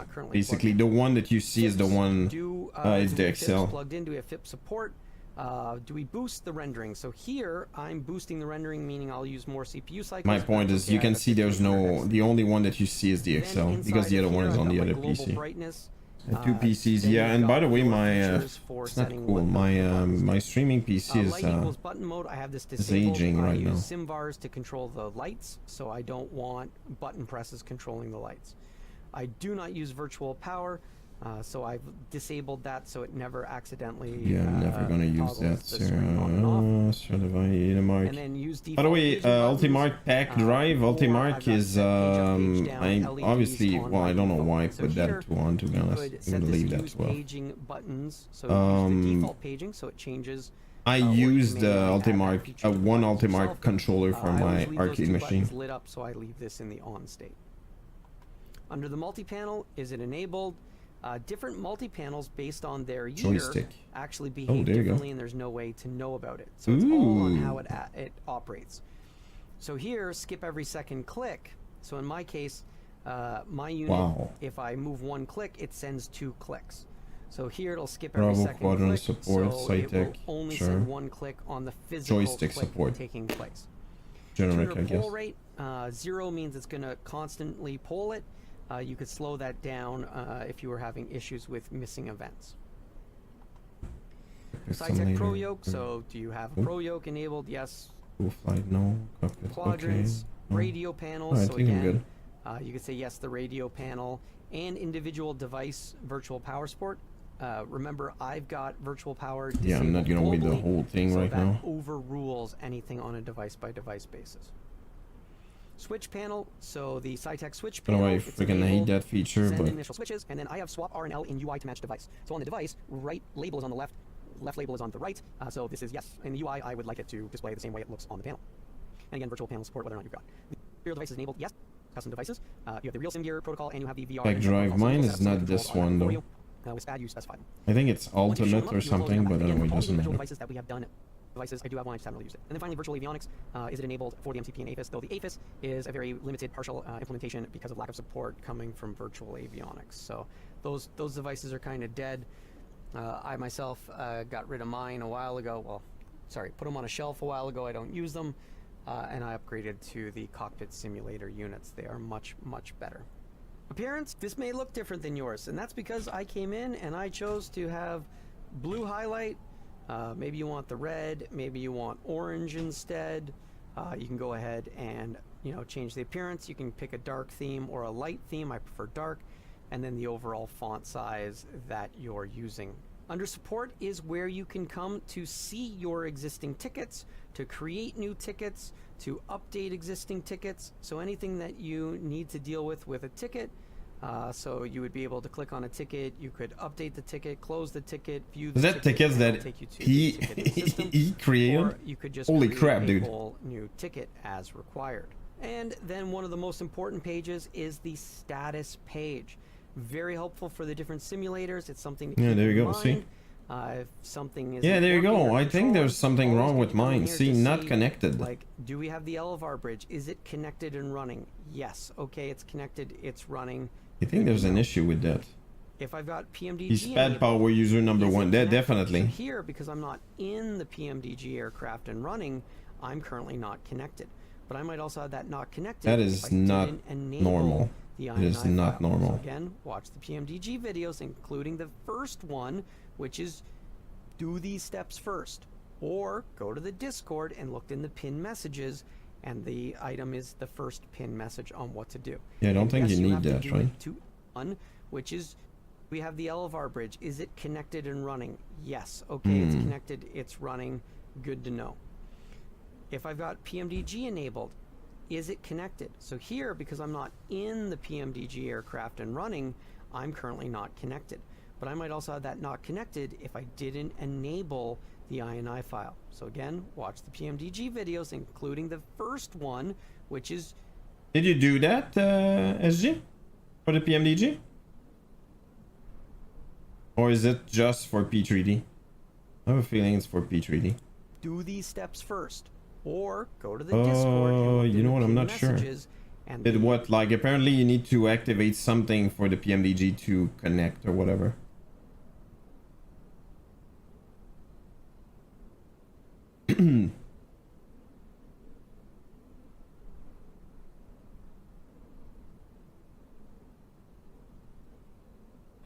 Wait, what? Don't think I did? I don't think I did? I don't think I did. Alright, got it. Yeah, I have a feeling it's probably for and yes, you have to don't. do it Yeah, no worries. It's probably edition. for the The P3D version. The 800 and the 900, they all have their own work folders and their own option INI file.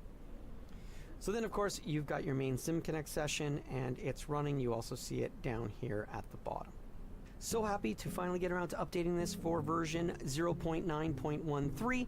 And one last thing before you head out, don't forget, please join the Discord.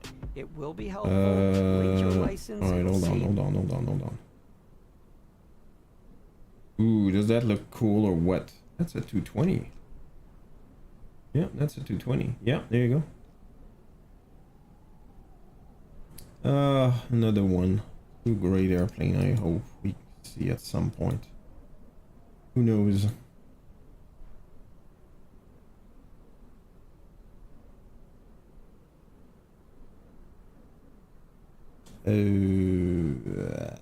Hold on.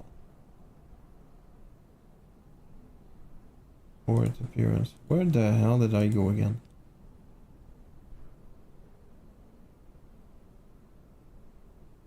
Yeah, exactly. Looks like this thing doesn't work. Is it possible I need to... Ajik, do you know what's the name of the folder for the Elvar thing? Like the name of the package and the community folder? Because it's not showing... I don't think it is anyway. Let's do SPAD. Oh, it is there.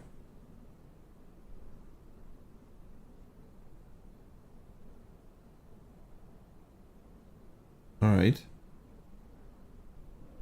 Well, let me do that. Let's see if I can reinstall. Go. Yeah, it was really freaking quick. And it says something was updated, so you know what? I think it did work. I'm pretty sure it was let me confirm though.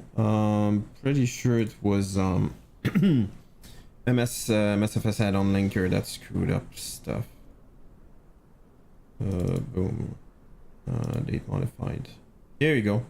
Yeah, that's exactly what it was. Ah, crap. I'll have to restart. Well, I guess I have time, right? I'm gonna leave that there, by the way. I don't like the... Yeah, I don't like having to move those around at all. Let's go. I'm gonna quit and restart that while I continue the... Remember what's something... I go to SPAD.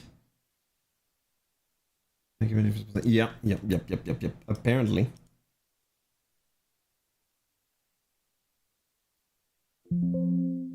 There you go. Alright, at this point it should just be reloading, so that's alright. Oops, my bad. And that's alright if it takes forever anyway, so... Yeah, I was about to say, is that your new keyboard that's going AWOL again? Video guide, let's go. Okay, so it's fine. Remove SMS binding, yeah. That I did actually, but... In this one, we're getting into our new user series again, and we wanted to cover... Needs a reboot. Yep. Hence, making this like 1.1. So one of the things you have to do... Was that annoying to have like two music at the same time? Devices in Microsoft Flight Sim.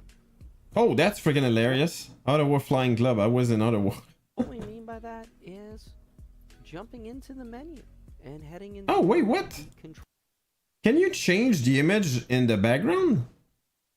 I truly did not know you could do that. Options. By default, Microsoft Flight Sim tries to create a default profile for your device. And if I'm planning to use SPAD next to bind things, I don't want anything Jesus Christ, the guy. Or I want some SPAD, kind of a configuration Spadster quad, mix. Whatever that means. So here you'll see under the throttle quadrant, I have a profile called blank SPAD. This is because I don't map anything for my Bravo inside of Microsoft Flight Sim. Of course, if you are on the default, you're going to find all kinds of things that are mapped to the Bravo. Now this will conflict with anything that you set up in SPAD.next. So what we want to do, normally with something like the Bravo... And there's a bunch of videos, but see, this one is pretty quick, so should not be that bad. And you can choose... Oh, dude, I have cake. Oh, so gonna get a piece. If we make a new one, it's going to be completely blank. So here... I might have SPAD next. Whoops. And we click OK. And what you see is it generates a pretty sure I created profile. those. Now this is perfect for the Bravo, so we can go ahead, hit apply and save. Of course, I've got blank for SPAD, default, and of course now SPAD next. But that's okay. That's what we're using. With the Alpha Flight Controls example, you'll see that there are some things that I have... Even for that, I guess, right? Like, in my case, cockpit camera views... That's really needed, I guess, for that, but... I've left those here. Oh, I didn't do any of that. This sends very fast. Oh, check it out. They made a ornithopter profile. Under Flight Controls, you're also going to find alright. I've left the elevator axis and the aileron axis inside of Microsoft Flight Sim, and I don't map it inside of SPAD Next. And that's just because I found with the sensitivity curves, these were a little bit easier to set up here. Again, to each their own.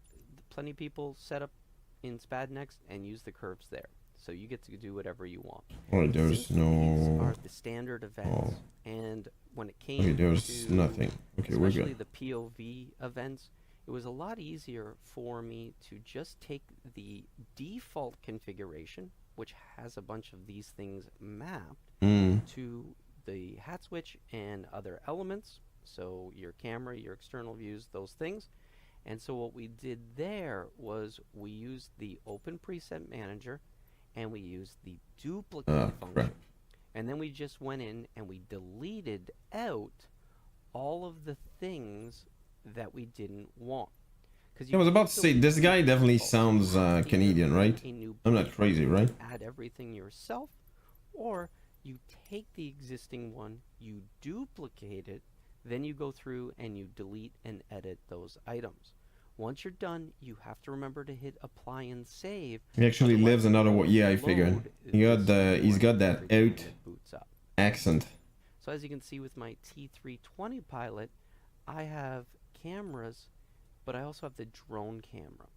And so to be able to control the drone camera and the primary flight controls, what? I found mapping it here is a little bit better. When you go outside, it Oh, automatically that's stupid. I also mapped the See, that's why there's stuff you should not move at all. That way I use this as a tiller when I'm using. Okay, hold on. Okay, hold on.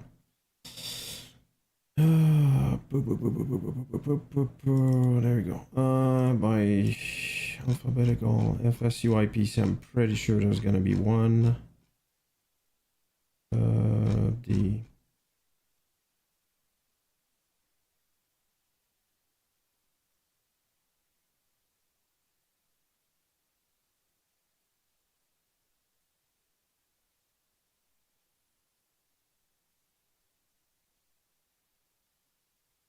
Come on.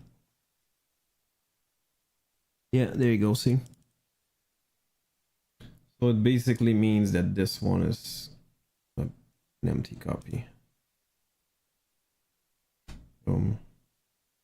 AFC bridge. I don't know what that is. Oh. Aerosoft maybe? Yeah, there you go. AFC bridge. That's exactly what it is. And again, I'm gonna assume there's another one somewhere. Ugh. Unity. Oh, I don't know why. Oh, wait, what? I haven't stalked him. Yeah, sure. Somewhere, or he started at this home airport in a YouTube video and I recognize it. Ah. Sure. You don't know, you know. You don't have a telescope pointed right in his window or something, right?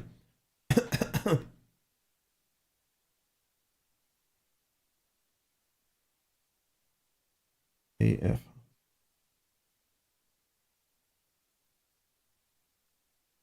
No, it's not there. I don't think it's needed anymore. Yeah, there's... I'm gonna leave it there anyway. Yeah, there's nothing. So it's probably now in... Ugh. There's some stuff, by the way, I don't like moving around at all for this exact reason. You don't see why, but something is bugged. And sometimes that's exactly why. Alright, Navigraph. Navigraph. What is it called? In-game channel chart. Yeah, that's exactly what it is. Alright, let's remove that completely. Boom. And there's a Mobi event module. That looks fine. Boom.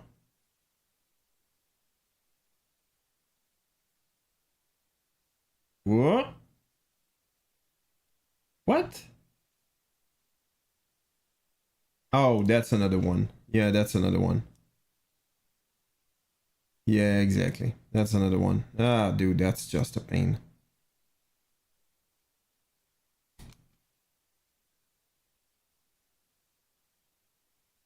Okay, Rex AQ season. Yeah, there you go. See.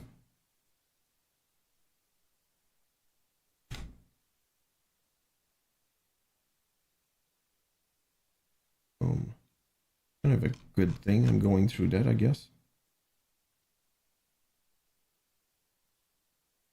Alrighty then. Should be missing one, and I don't. That's an issue. The PMS, exactly. That should be off in case it causes issues. And let's start that again, and let's hope the Elvar thing will work. Boom. Boom.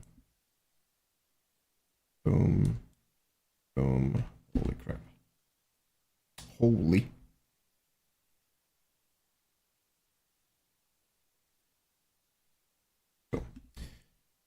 Alright, let's wait for that to load and watch that at the same time. Or other yoke-based units. Yeah, I'm not super happy that you have to, I don't know, man. I guess it's not the end of the world. Alright, whatever. So basically some stuff that should, everything view-wise obviously should be every time it comes up. Still binded. So as you can see with my T320 pilot, I have cameras, but I also have the drone camera. And so to be able to control the drone camera and the primary flight controls, I found mapping it here is a little bit better. When you go outside, it automatically I didn't even know you could do that. I also mapped the Z to the nose wheel steering axis. That way I use this as a tiller when I'm using the PMDG. Oh, that's kind of cool. Or other yoke-based. Yeah, I'm not gonna do that though. He's using the twist basically. What you would use normally for the rudder, he uses that as the tiller. Since I use my I'm not gonna do that because when this is connected, the other one is not, and vice versa. Because again, I want to use the drone camera and the rudder axis. I kept the rudders mapped inside of Microsoft. I didn't even know Sim. you could do that. I don't map them inside of SPAD Next. I truly did not. TCQ engine, same thing. This is a completely blank for SPAD profile because I map everything inside of SPAD.next. So there you go. This is what you want to do before heading into SPAD.next. If we turn all these binds off. Here. And as you can see with my no, absolutely, absolutely. No, you know, I believe the guy. He looks like he knows what he's doing. But all the buttons have been deleted from Microsoft Flight Sim because we've gone ahead and mapped it inside of here. Well, that's going to do it for this one here. If you made it this far. Oh, he was in the airport. I thought it was the image. Subscribe if you haven't, and come along on the next one. Hello. Alright, let's go. Yeah, again, see? I'm in window mode. I don't understand why it keeps on doing that. What else? 1,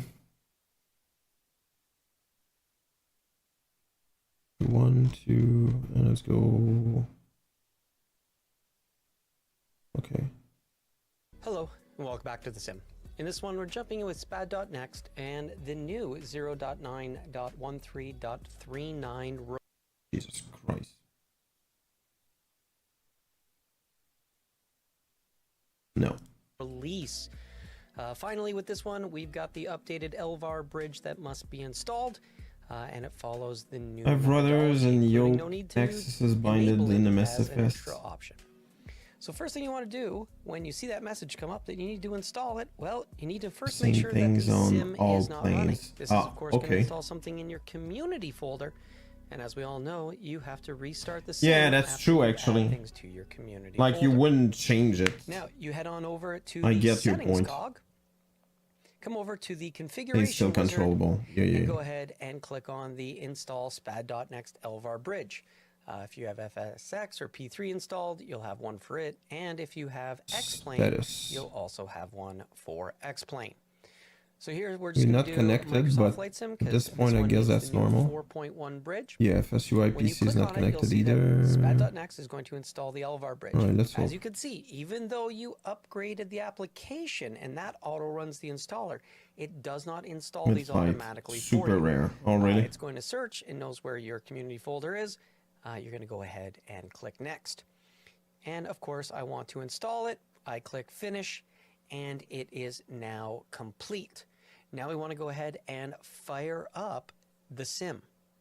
So now we got Microsoft Flight Sims fired up. We have loaded into the it's really, I don't know, the small details that bother me. So we're loaded full up, screen and thing. now what we want to do is go back into SPAD.next and quickly look at things to make sure everything is up and running. So here at the bottom, you can see that we are connected to the simulation, that it's running. It can even identify the current plane that we are loaded into, and of course it's switched to the same setup that we use with it. Now on top of that, we can click here on the status page, And this is going to show us that we're connected to Microsoft Flight Sim and that our LVAR is yeah, connected. two new things, by the way. The TDS Sim, what is it, GTN 750? So of course those are that I got recently, and I've had issues in one plane, and I don't understand what happened. It just started working. I don't know if it was just a reboot or whatever, but that was a previous version. It's always going to be configured because now with Microsoft Flight Sim, you pretty much need that LVAR bridge. So many things rely on it between H events and LVARs. You got to have it. So status tells us that it's connected. We can go one step further and we can head over to the add-ons and we can go to our data monitor and we can go ahead and we can hit the update LVARs. So if we load our LVARs, so if we hit the add button, it will add all LVARs Holy in. crap. And right away we can click on the variables, we can see them all. You can click on number of changes, so we can cycle through a number of changes. So here we can see the frame counter going quickly. We can see the internal main loop going quickly. And then here's final random, which is definitely an LVAR that is in the HJet. You can see a bunch of the other. It's basically variable that are available in MSFS that can be passed towards SPAD. That's what I understand, right? There you go. We know that it is installed and it is working for us. Oh. So that's it. That's everything you got to do to get this. Honestly, yeah, just like he said, if you have SPAD, you definitely don't need. Well, you need it for other things, but you don't need FSUI PC, I guess.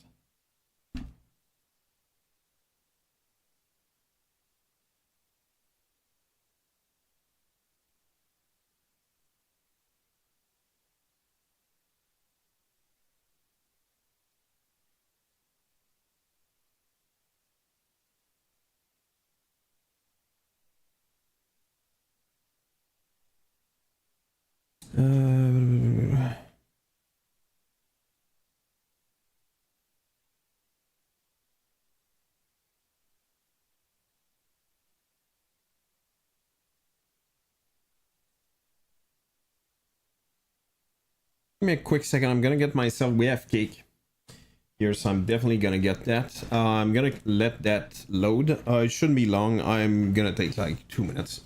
So hold on. I'm gonna be right back.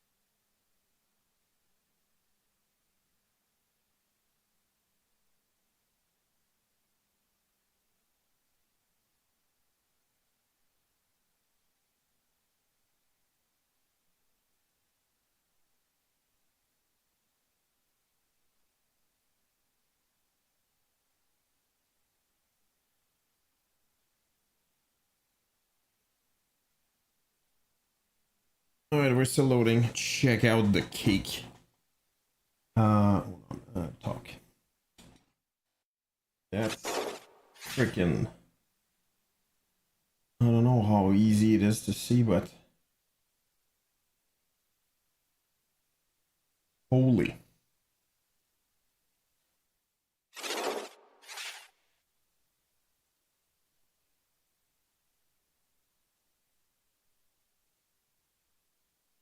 Where's my P? Yeah, exactly.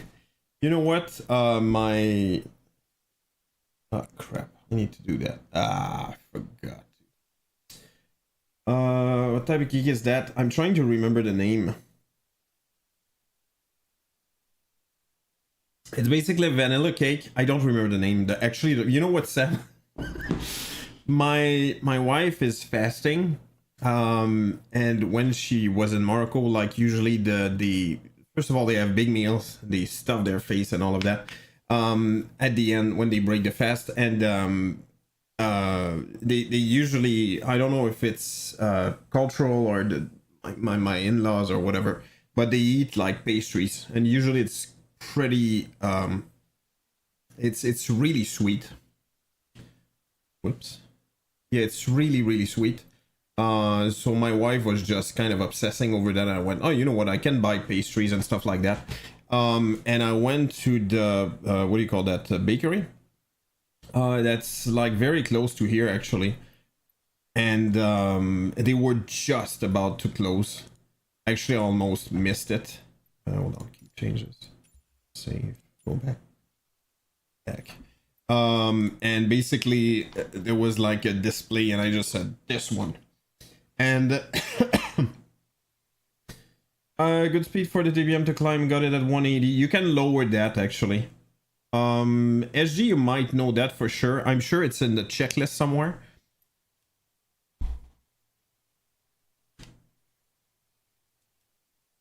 But I'm pretty sure you can lower that a little bit. Hold on, do that. Doesn't matter right now, but whatever. So anyway, I just pointed the cake and I said I want this one, and the thing is, it doesn't. That's not what I got. Like, I thought like she would pick it up and give it to me, but those were like samples or whatever. So she went in the back and she got it. And anyway, before, when I pointed it, I just figured, that looks nice. I didn't even know exactly what it was, to be honest. It looks nice, that's all. And the baker lady just said to me, do you want to know what that is? And I went like, honestly, what came to mind was like, I don't care. I don't care, but I literally went, yeah, sure. And I swear to God, I just phased out in my mind. I didn't do that on purpose. I didn't do that to be mean or anything like that, but I just phased out. And she explained to me, I swear to God, in probably 30 seconds or so, maybe a minute, like what it is and how it's made and what it's made of and stuff like that. She was really passionate about like the creation. And I went, oh, cool. Okay, well that sounds fine. And I just took it, came back home, and the first question of my wife was like, what kind of cake is that? Just like Paul said. And I went, oh crap, I don't remember.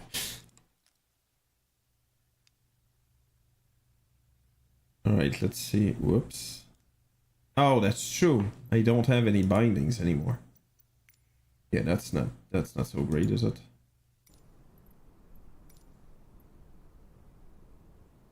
All right. Let's open up SPAD again. Oh man, why is it doing that? It's literally telling me LVAR bridge outdated. Your SPAD next has been all updated. Do you want to update now? Why is it saying that? I installed it like 3 times now. See?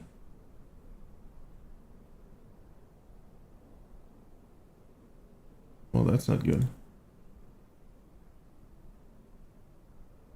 Feels like sometimes I think was the speed so close. Oh, there you go. Let's go.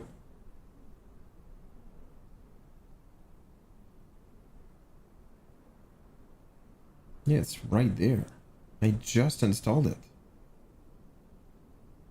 You know what? Let's check that file.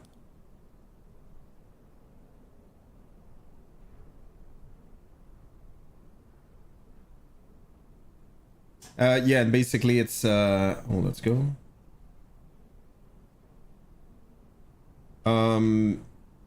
It's vanilla with buttercream, like in layers and stuff, and there's a bunch of pieces. I would say caramel, quite literally. And there's for the decoration, there's like a vanilla Oreo, you know, the pale one, and also like popcorn caramel covered. Or caramel covered popcorn, I should say.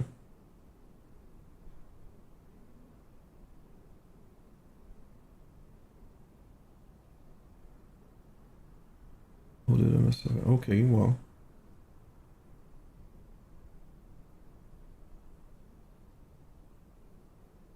According to that, it looks fine, but what the hell? Okay, let's see. Status. Not connected. Well, that's not cool. Why? Oh, wait, no. 4.3 it said. Well, that's not cool.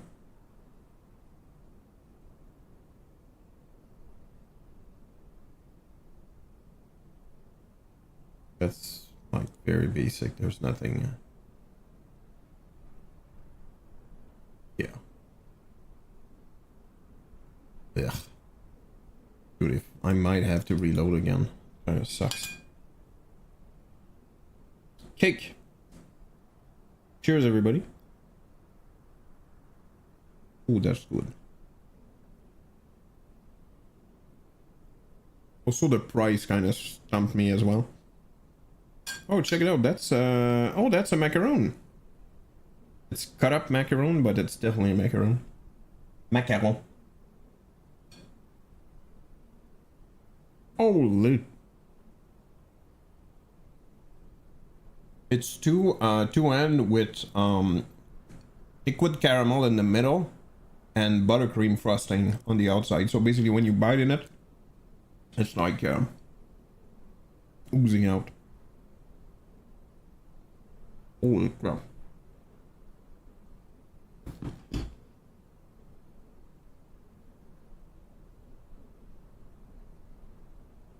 Well, it's making me nervous, by the way, this thing. Hopefully,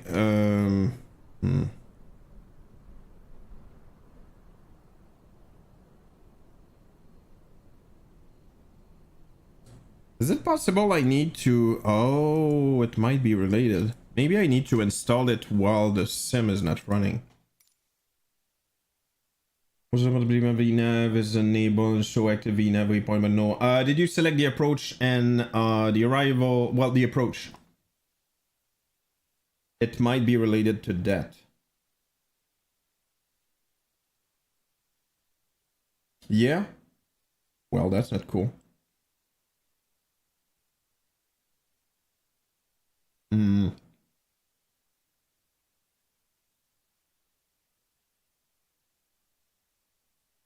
I remember we had that before.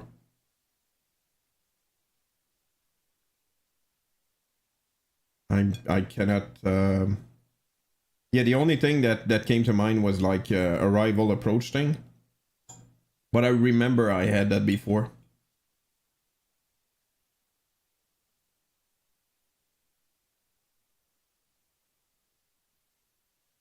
Hmm. Good point, SG.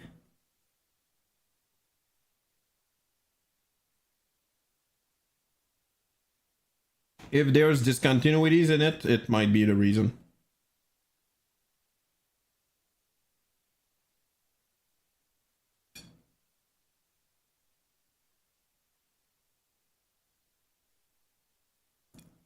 My god, that's really freaking good.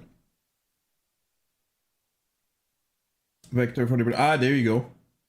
But now I have to have this. Let's go, see? SG is the wizard.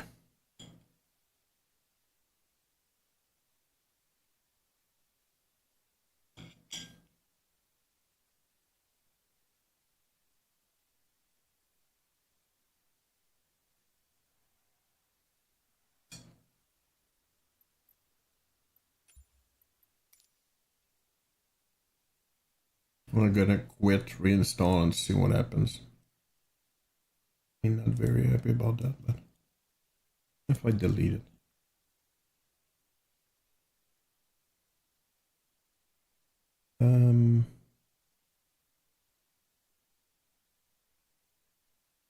Wizard, alright. MSFS, let's go. Next. So 4.3.0. Is that the latest one? That's a good question, isn't it? Maybe that's not the latest one.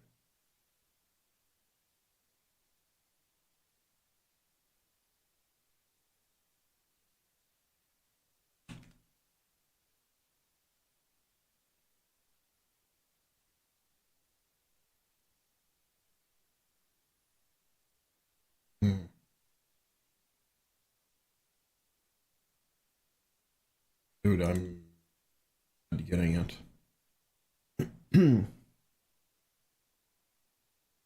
Oh, dude, that's good.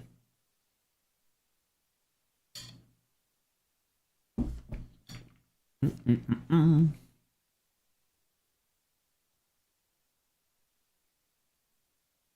gonna restart, but I'm not gonna focus on that. If it doesn't work, I'll look it up offline.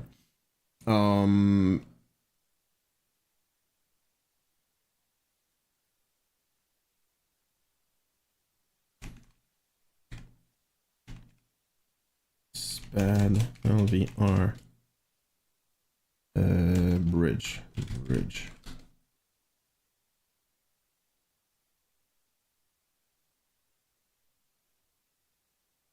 Local variables.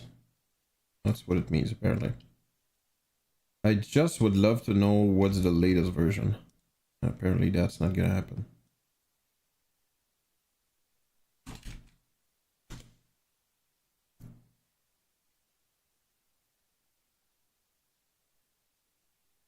Oh, prerequisites. Okay, let's check it out. Ooh, what the frick?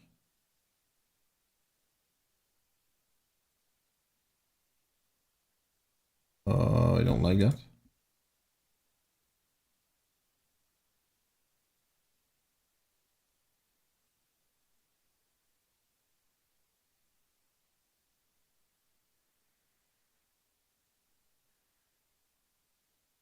See again, window mode.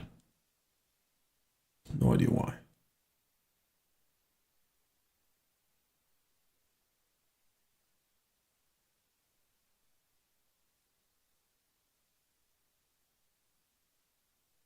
I don't think I should have to deal with that, do I?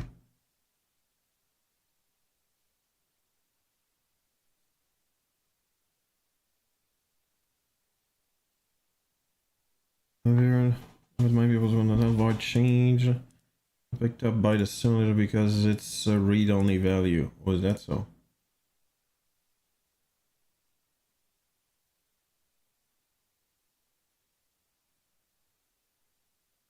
Pretty sure that's already installed, by the way.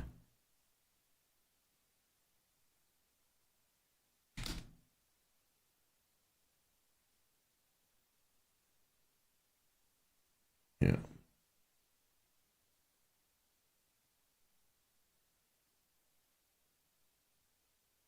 I'm gonna do one download.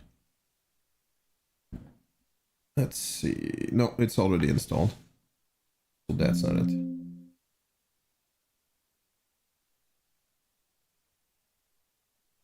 Alright, well, if it doesn't work, I'm gonna have to look more into it, but I do not get it right now. Alright,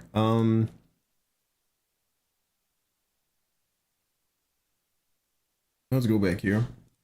This Elvar bridge running, and if you could do me a favor, that would be hit the like button. Subscribe if you haven't, and come along with us next time as we get...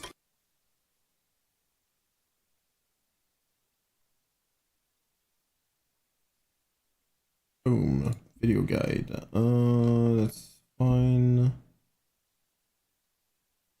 Small to use, that's fine. New user, two new buttons, mode events. Okay. Hello, and welcome back to the sim. Hello. In this one, we're jumping back Hello to there. SPAD.next to do, I guess it's 3A or 3.1 in the new user series. Now this is applicable for others as well, as we're about to get into a new version. As you can see here, we're running 0912.76. This is the alpha and the beta currently as they're running at the same time. So now that SPAD is moving into beta and we're getting pretty close to the release, it's good to cover what's changed and how buttons Nope, not gonna do that since it's an older version. So let's go ahead and use a great example, the TCA yoke. Now any of these buttons and functions, previously what would have happened is we would have been able to go to our button or our device settings, and you would have seen previously jumping between a few different modes. Now right away you're going to see that there is no longer a normal push button and a simple push button. There is push button and there is switch mode. However, even with push button, you can still do all the same functions that you would have had from a switch, plus more. Also, by keeping it all standardized, it'll make it easier for sharing devices and less confusion. Let's talk about what we can now do even with the push button mode. So what you're going to find when you click on a button is when you go to add event, there are now additional types. Button pressed is very similar to what we had with a simple push button, as well as it's the equivalent of a switch on. So with this type of button, you of course can still add conditions, and you'll notice repeat has now been removed because it shouldn't have shown up here, and it kind of created some problems and confusion. So it's been removed so people don't accidentally use it. You still can add actions and change data and do all that functionality, which we'll cover. However, what we're talking about is the other pieces. So what you're going to see now is you no longer have the ability to repeat or hold the button for multiple events, even with the button pressed. Now this is why we used to switch from a normal button to a simple button, was so we could have button pressed, button released, and we could apply on button press repeat events. So that has been removed. So a button pressed is an instantaneous selection. So the moment that we press the button, that event will fire. However, holding that is not going to repeat trigger for button pressed. That also means that button pressed doubles as a switch on event. So button pressed and switch on, same thing. So if I've got something that is a switch, so like the gear lever, I would use button pressed for the switch on event, and then button released for the switched off event. You've got pressed short and pressed long. So pressed short is going to wait for the release of the button to actually register if you held it for less than a quarter of a second. So if it's just simply a click, it will register that. Now this was what was part of the normal push button. And with a button short event, you have the exact same things. You can add conditions, you can add those actions and events, and then again, there is nothing for holding or repeating. A pressed long event is going to... I'm not sure I get the condition here. Is that the button? Like literally the... Okay, it is the button, right? Yeah, but it says button. Okay. For the button to have been held for 1 second. And again... is what I use to press short and press long. Sometimes if I press short, approach, I select approach. And if I press long, it's selecting loc instead. Oh, that's pretty cool. That way, once it crosses a second, It will Yeah, because fire there's off no that event. lock, right? There will be no repeat capabilities, but it does mean that you're able to assign things There's no for lock. There you short go, yeah. presses and long presses. So for example, when pressed for a short time, so less than a second, it's going to send the autopilot off event. But I had it that if I hold it for a second, it will disable both the autopilot and the yaw damper. Again, this allows me to have two things on the same button, which I really like. However, you could have also had things that on any button press. So maybe at the same time with this button, whether I press it short, press it long, I wanted to add a press event that might, say, reset my camera. So as you can see, you can use... By the way, I'm getting... you guys don't see it because I'm not allowed to move it. It still says your SPAD next MSFS LVAR bridge. Oh... Is it possible because I don't have the latest version anymore?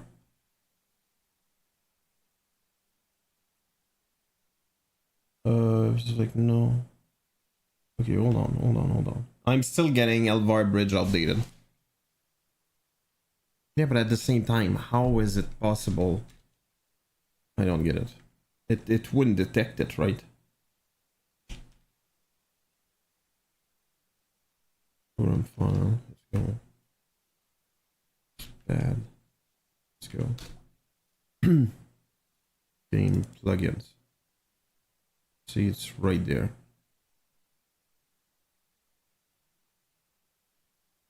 That's the same thing over and over and over. I don't get it.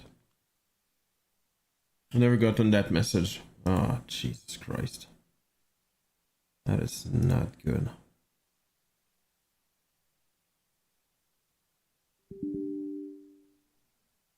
Okay, that's cool.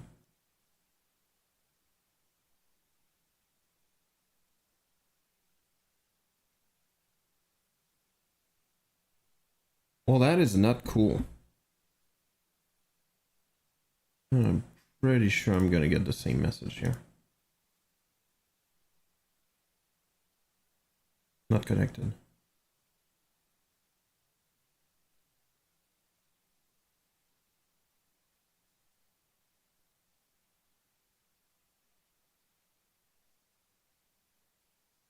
Is it me or it's not the... Oh, no. That's for explain. My bad. I was about to say that's not the same version. No, it's not. All of these. Well, I'm gonna have to troubleshoot that. I'm not super... of what it's doing. So in addition, you have the button release. Dude, I'm literally using the same thing. And I see something getting installed as well. Like, what the hell? Released. So again, very valuable because this is also the equivalent of switched off. So this is why you can do everything that all three types could do with the standard type now. And the others really aren't needed. So a button release event might be like a push to talk, where here we're using a VJoy, as I've explained before.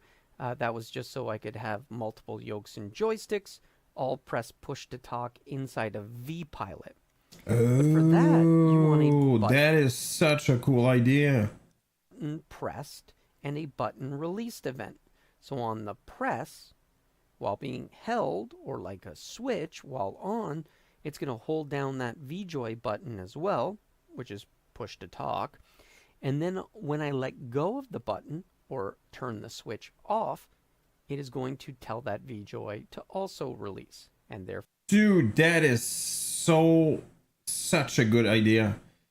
You know, I complain about vPilot being like, it's in my opinion kind of dumb. Basically, if you like, I have it binded to like the trigger here, like the trigger for push to talk. But the problem, if I go back to the alpha yoke, I have to rebind it each time I change because you cannot bind more than one. And what he did is basically using a virtual joystick and binding that for each one. It's actually super smart. Push to talk. So you don't have to change it every time. The last of the button interaction types is button held. And so this is the one that has the changes. This is now what allows us to have repeat events. Quick second. Oh, it's still loading. No, that's And not. also what this That's not a allows good you sign. to do I don't know what's going on is with that, but select how and when you want the held to take place. So that threshold that defaults to 500 milliseconds or half a second, you have to have held this button for a half second. Yeah, very powerful software. Yeah, very versatile. The events that are applied to it. Then in milliseconds, it's how quickly it repeats. And 25 milliseconds, or 25 hertz, really, shouldn't say 25 milliseconds, 25 hertz is the equivalent of what it was before, which I think is actually 40 milliseconds. Oh, I think I understand. So your 25 hertz frequency is how quickly it's going to, or how frequent it's going to keep sending these commands. Yeah. However, that's based on you first getting over this threshold.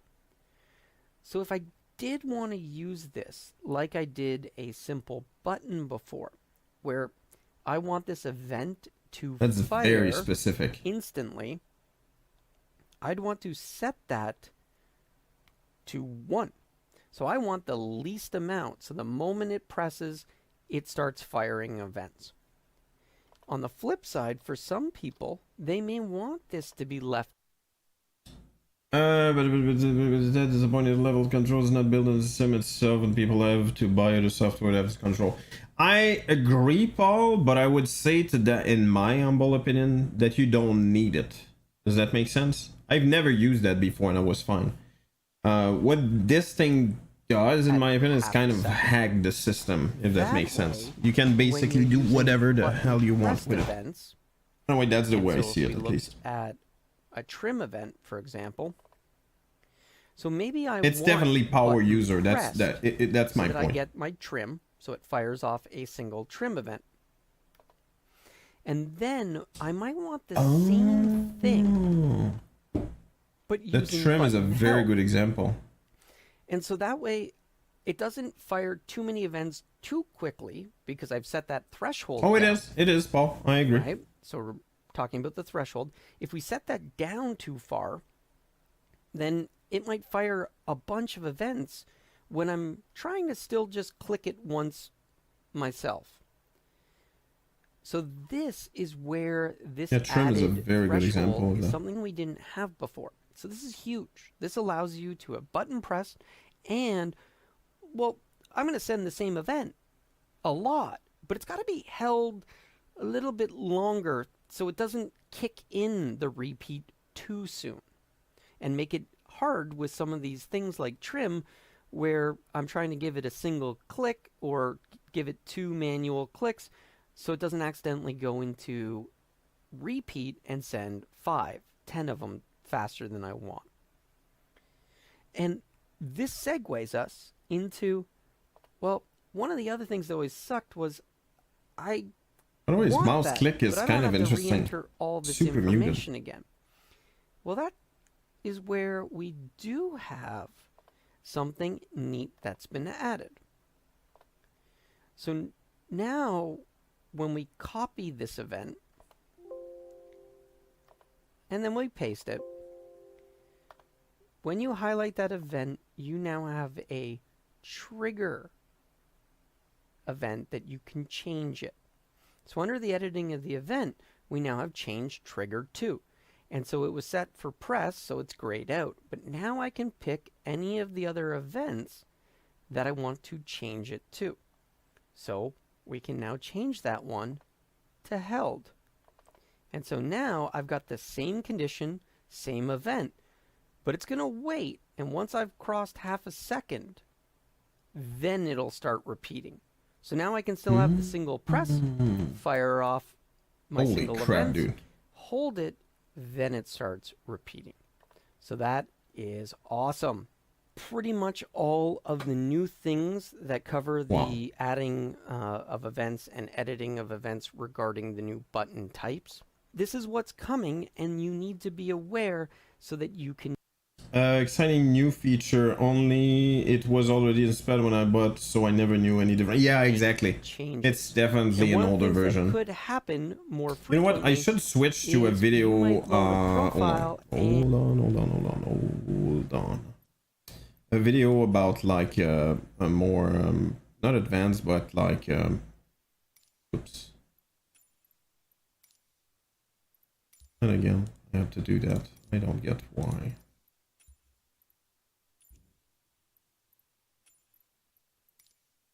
Let's load up something just in case it's different. Oh, you know what? Just for fun.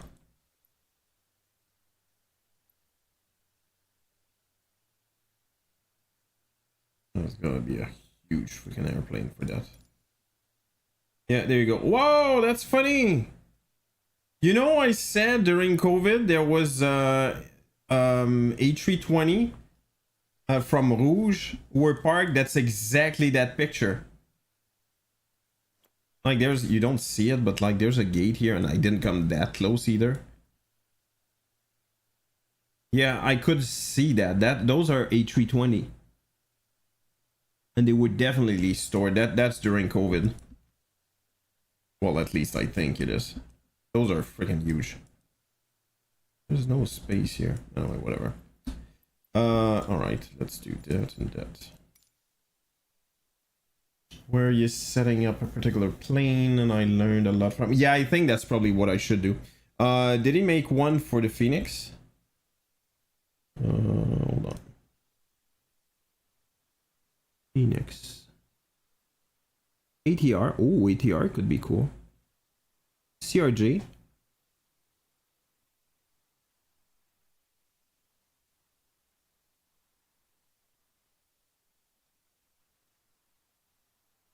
Oh, V-Joy. Let's go.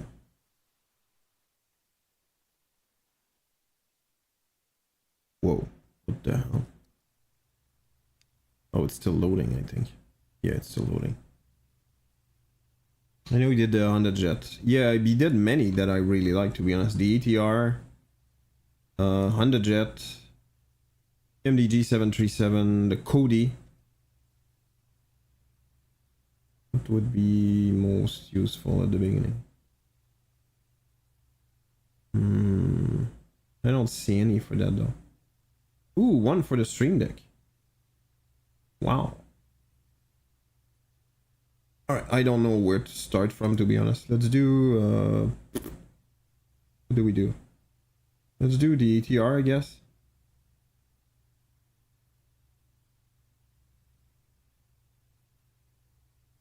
I got a full TC, nope.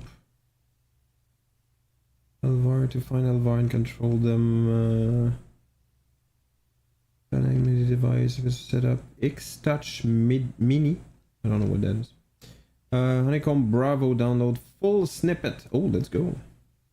Hello, and welcome back to the Hello. set. In this one, we're here on the ground in Mackinac Island with the ATR. And we're in the Highland series because, well, we're picking up our rich bosses. We're gonna go. Hold on. Let me load that so I have something. I'm gonna have to install my honeycomb yoke. Ah, dude, time is flying by. FYI, I'm gonna do the exact same kind of stream tomorrow, which is probably very boring for you guys, but I find it, first of all, I love that I'm learning something extremely useful. But it's taking time. There's a reason why I didn't do that until today. Like, you need to definitely like sit down and spend some time. Oh, by the way, that video that I posted on Discord of this guy who has like the E320 cockpit. Holy crap, dude! I think it looks so cool. I don't care what you're doing, it's never boring. Well, thank you so much, Custard. Very much appreciated. I'm enjoying the spadding. Well, let's go. Thank you for also that's 100k cockpit. You know what it is. Can take a second loan or something. A second mortgage, I mean. Hold on, let me just open that real quick. Dude, that looks so cool. It looks so freaking cool. Hold on. Hardware sim. Check it out. I think that's the first home Good morning, 320 guys. I see. And yeah, at the moment we are cold and dark at the gate. Yeah, then pilot. He's a German. How freaking... All I could think of, and that's super stupid of me, by the way. Dude, that's my call. Let's go. All I could think, and that's very dumb, is like, oh my god, that looks so cool. And I just thought, oh, dude, he's at the default airport. I swear to god, that's the first thing that came to mind. Alright, that's a price packet. Since I have you to do, that's my uncle.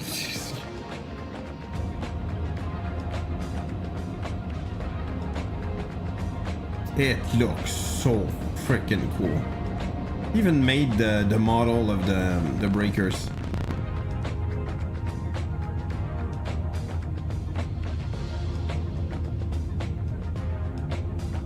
What I've come to realize as well while looking into that, I would still go full MSFS at this point, but a lot of people have used like explain for the sim itself. But the thing is what you display outside, and I think that's the guy from World Flight did. It's basically showing MSFS, but they're using everything about the airplane basically is P3D, I believe, at least. So basically you can use different, but it's a crazy complex setup. Look at that, dude. That's insane. On the loader, I'm just gonna buy one floor of a big building and have a real cockpit of flying. Oh, I'm gonna do that at my place. I swear to god, I'm just gonna get my coffee, walk downstairs or wherever that is. I don't know, man. I thought it looked so cool. Like what he had, like, see, it's kind of a very small, it's not huge if you think about it. It's not small either, but it's not huge either, in my opinion. And you can like make a normal like door and stuff like that. So from the outside it looks like, yeah, whatever, there's a door. You open that and whoop, you're in a flight, on the flight deck. 7 o'clock in the morning. Illuminated live in I've done no copy. Absolutely, Paul. A huge space, yeah, because obviously it's a flight deck, and if you were to do, let's say, a CRJ or an ATR, well, a CRJ, I don't know about the ATR, let's say a Dash 8, like the flight deck is super small. It doesn't change the fact that you need space around it for like all the cablings and stuff, but look how cool that is. See, he just goes in and it's, I don't know, I really like that concept. Passengers on board. Yeah, and we will start up the systems very soon, and then let's go. We are looking forward to meet him there. Check it out. He even made the jump seat. That's obviously not, well, that's obviously, it might be wrong, but that's obviously not working. Well, no, it cannot work actually. Even if the breakers are modeled like in the sim, they would have to pop out, which I really doubt. That's the thing. Actually, it could be modeled anyway. Look at that. I'll start the flight to Japan. Pick up Sushi back shortly. Yeah, I think she would divorce me at this point. Okay, he lost it.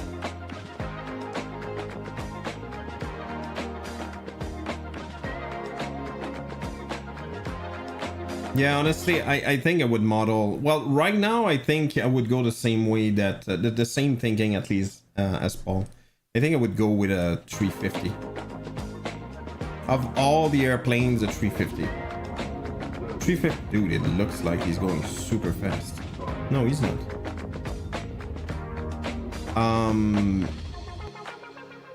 Yeah, I would say either 350 or the 78.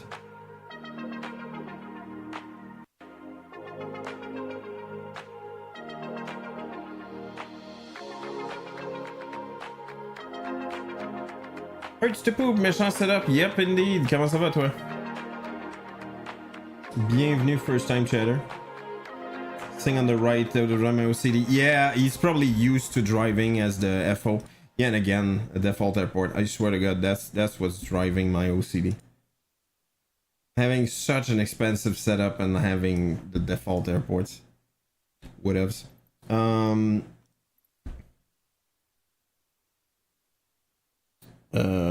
What the hell was I doing? Hold on. Wait, what? ATR. Let's go. ATR. You would notice the yeah, that's definitely the thing I would notice the fastest. I don't know, dude. I don't know if you can call that a snob or whatever, but I got used to having like good sceneries. Okay, ATR just for fun. Ooh. Air Carib, sure, why not?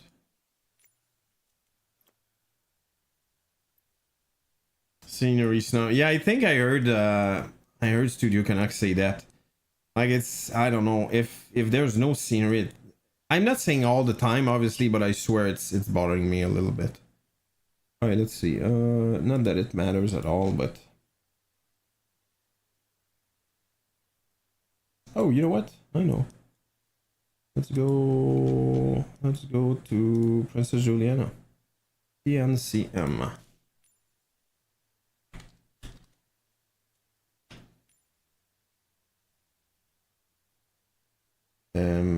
All right, do that. Again, not that it matters at all, but let's do that. All right, just give me a quick second. I'm gonna switch my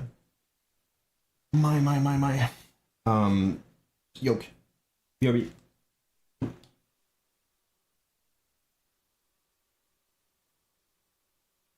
Let's go for it, Digi.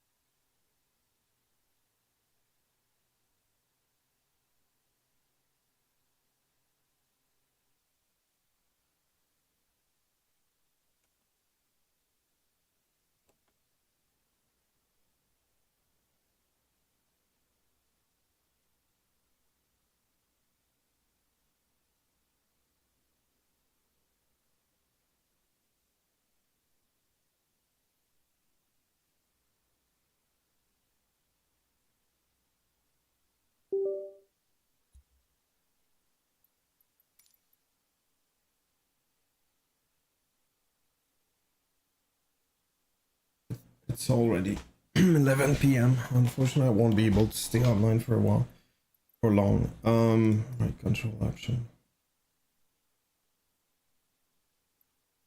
I'll have to do that as well. Blank is no good.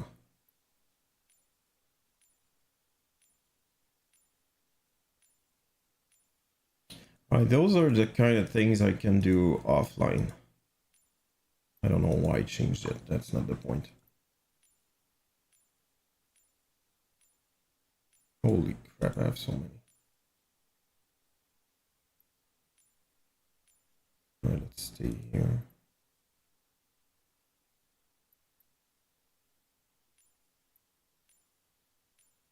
I should have a blank one. Oh, really? Off a blank.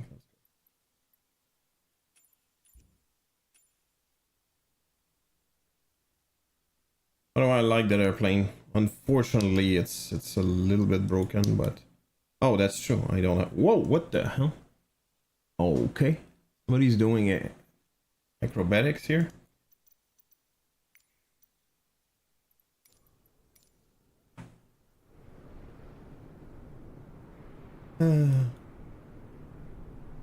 Yeah, that's another one I have actually, the Twin Otter.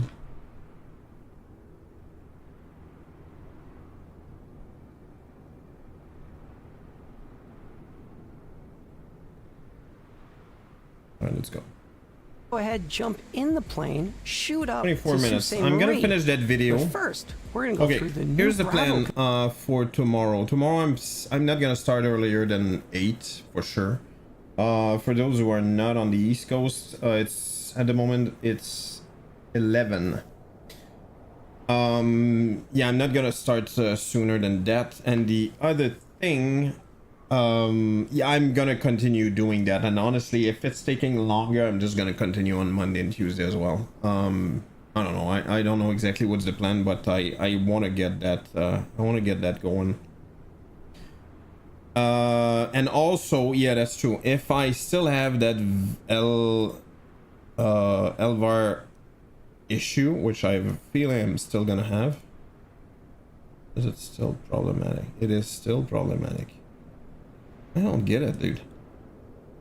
Yeah, I'm gonna have to check that out, because obviously even right now I'm pretty sure most of what he's gonna tell me I'm not gonna be able to even test. up for the ATR. Let's go ahead, jump in. Updates for the ATR. They did one update. Well, I don't know when was the last time you flew it. Honestly, it's been probably a month now, and honestly they didn't fix much in my opinion. Like 3 months ago. Was it 3 months ago already? Holy crap. Time to fire up some inspirational music. Fei Long theme from Street Fighter 4. Holy crap, that's melodic. Our Bravo, so we can control the throttle quadrant. With the Bravo, I've gone ahead and set up the there you go. That's exactly what I did. Configuration that I thought kind of actually, I did not do that. For, oh no, I did that for this plane.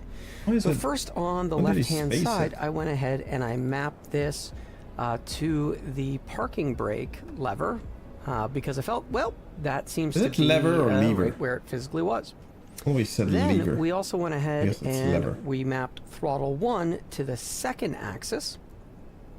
But what you're going to see is the third axis, instead of putting the other throttle there, we went ahead and we put the gust guard, so we could do the throttle lock in between the two throttles. And then I went and over here on the fourth axis, I put so basically just like 2. I said it, right? Then, oh my god, dude, that guy is a genius. FYI. Let me set that up. Oh, and by the way, that's my plan. I don't know if I'm gonna be able to do that, but I swear I have an anchoring for Porto. So I think I'm gonna get myself my favorite, which is Cabral 10-year Tawny. Oh, that's true. Okay.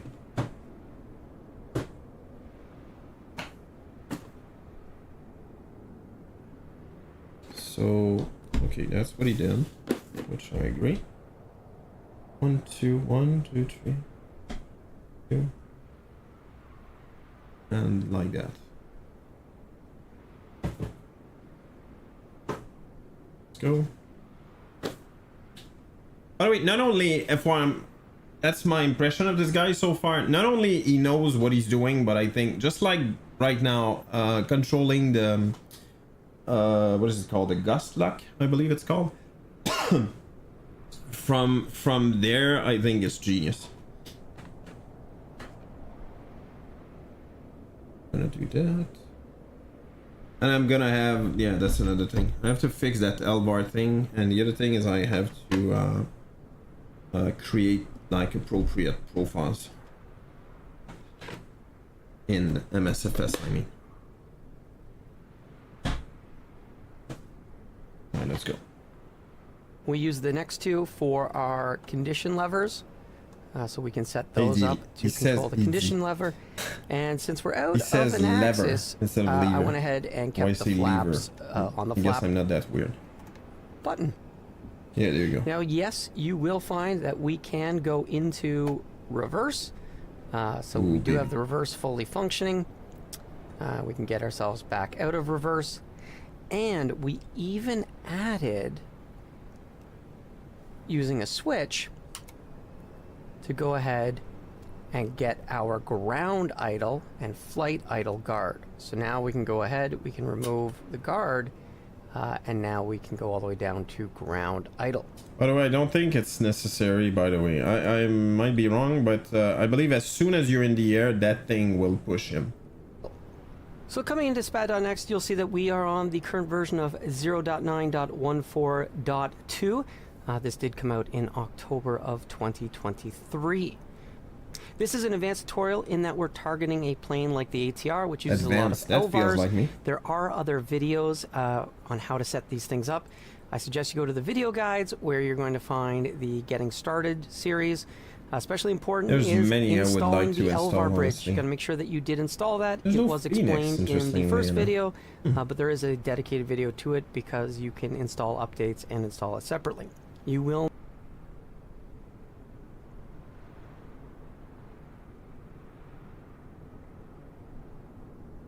4.1. Hold on.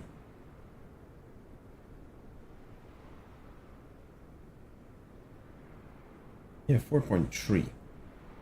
I'm way further than that. I don't freaking get it, dude. Whatever. Moving on, moving on. will need the LVAR bridge to make the ATR work. There are also some other ATR videos, including the Thrustmaster throttle that I used most of the time, and this is where this kind of video has come out of, is because that had on-axis range for reversers, whereas here we're trying to override it.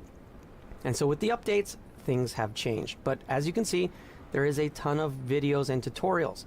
Keep in mind, just because something is not the exact same device or the exact same plane, you can learn from those how to apply it to other planes, whether it be learning the trick and then applying it to another plane. Oh, but Inger, that's a device, that's but a MIDI applied thing. to a different plane. Oh, that's funny. So when we head to our control section, we've got our Bravo, as we've highlighted before. There is a throttle quadrant section, the autopilot and switches section, and the annunciators section. That's pretty cool as well.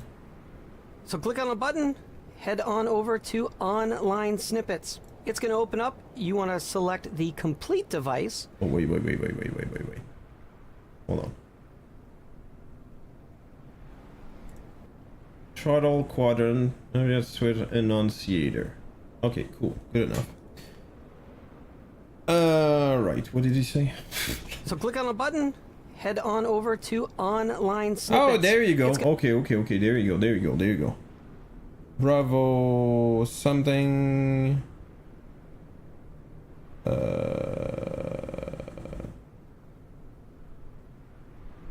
Oh, click on the button. That's what he said. Wow, that's gonna take me a minute to figure that out. So click on a button, head on over to online snippets. It's going to open up. You want to select the complete device. Now you could check only for current aircraft, but keep in mind that will be anything that's for this Highline livery of the ATR, or you can uncheck. You're too fast, dude. You're too fast. Me slow, me no understand. All right. Complete device. Let's go. My God, that's overwhelming. I'm not gonna lie. And you could just type in ATR. If you look for my name, 9603, you're going to find the Microsoft Flight Sim ATR 600 by me. Go ahead and click. Alright, let's go. Oh, dude, he made one for the Dash 7. Oh, I'm so happy. Right,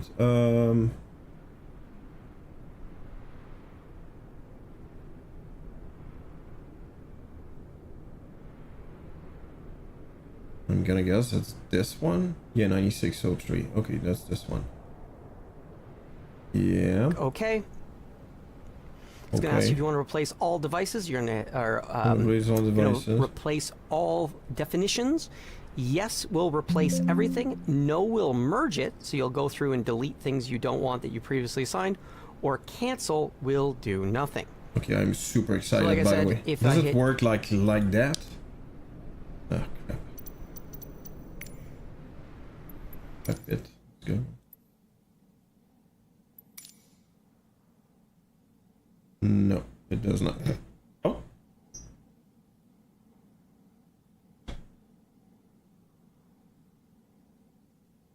Okay. Well, I have to. I have to understand what's going on. Hold on. Hold on. Hold on. Hold on. Hold on. Hold on.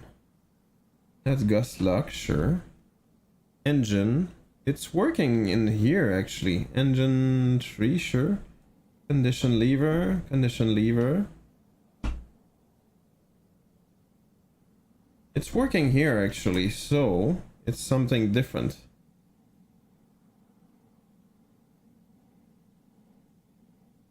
Do I need to?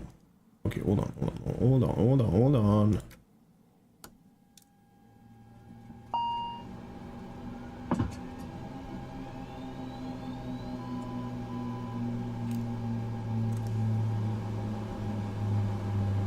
No, there's some stuff that don't work. That should work, that's normal. Yeah, I think there's... Yeah, there's other stuff I need to figure out. Okay, hold on.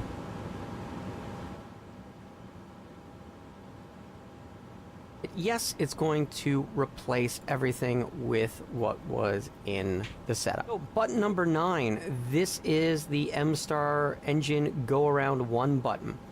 So if you remember, there is a little button over here on the side, the Lego block. Oh my god, sorry. It's so freaking exciting. The annunciator lights work.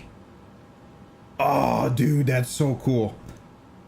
It's flashing here and I can see it flash here. Oh, dude. I don't think I've ever seen that work since I've had that. Are you kidding? That should be the parking brake. Doesn't look like it's working though. Oh, I need to check it out.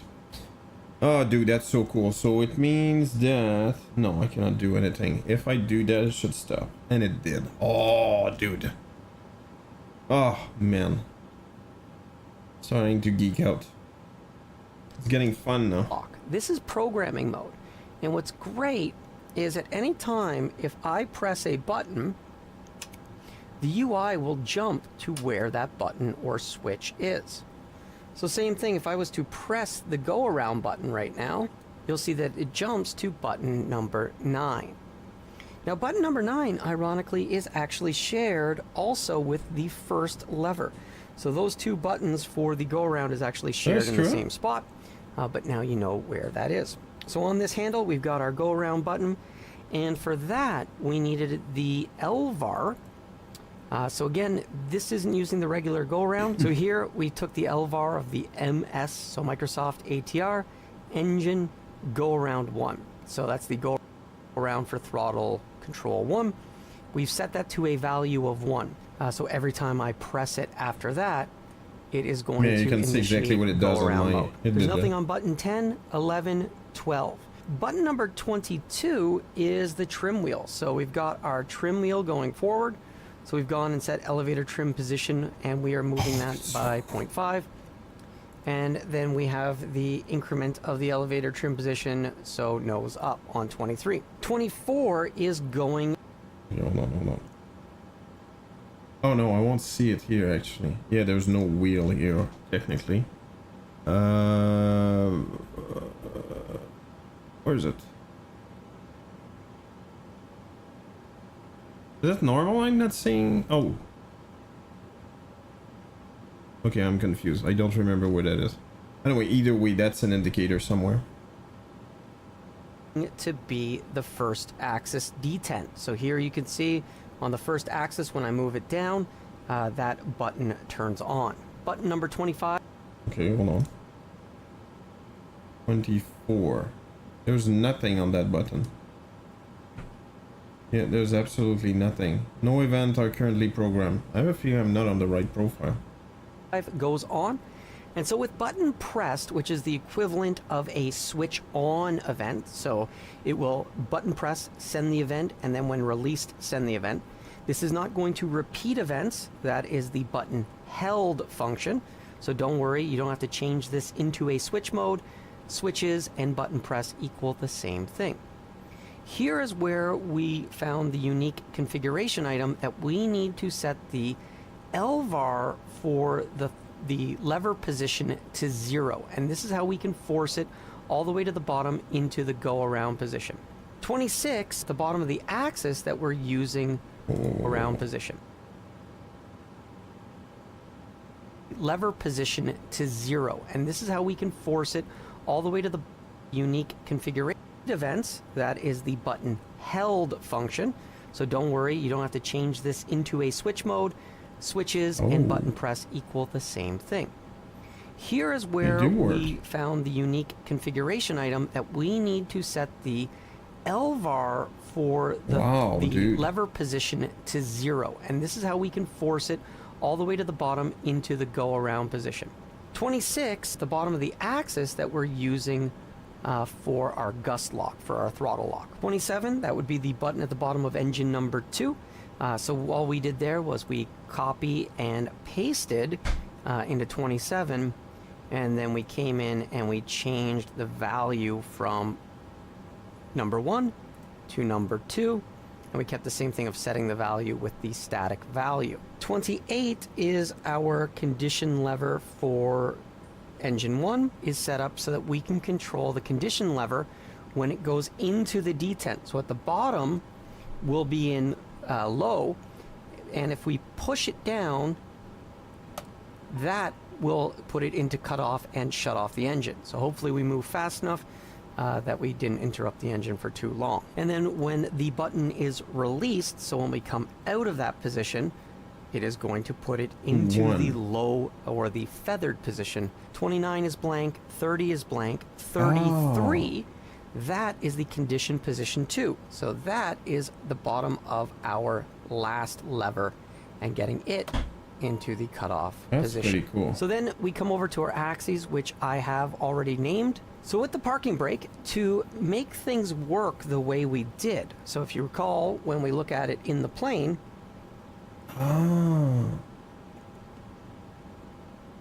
yeah, I don't understand that part, by the way. It's positions. Not working on my... Why? And so to make that work... Okay, hold on. Is it related because I might not have, like, something correctly...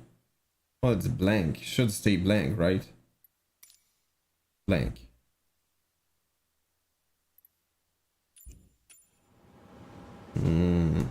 No, it's not working.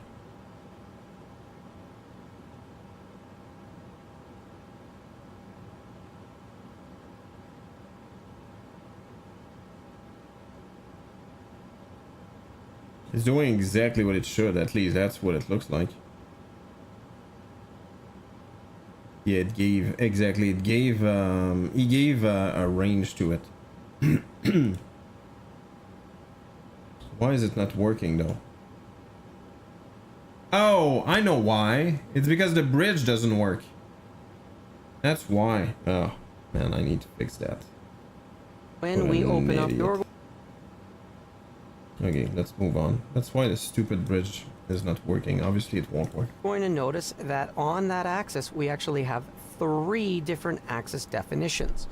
So again, that's all done by going to the add event. By the way, that guy must be so fast setting that up now. Value change. Holy. When we look at the first one, we had to add an action, and we chose a custom axis event. And the reason for this is we needed to open up the dialog so that we could set it all up. The first part is our range definition. So we have it that when we move from here to here roughly, only one time while it's in this range, will it send a value of 2 to the LVAR for the parking emergency brake.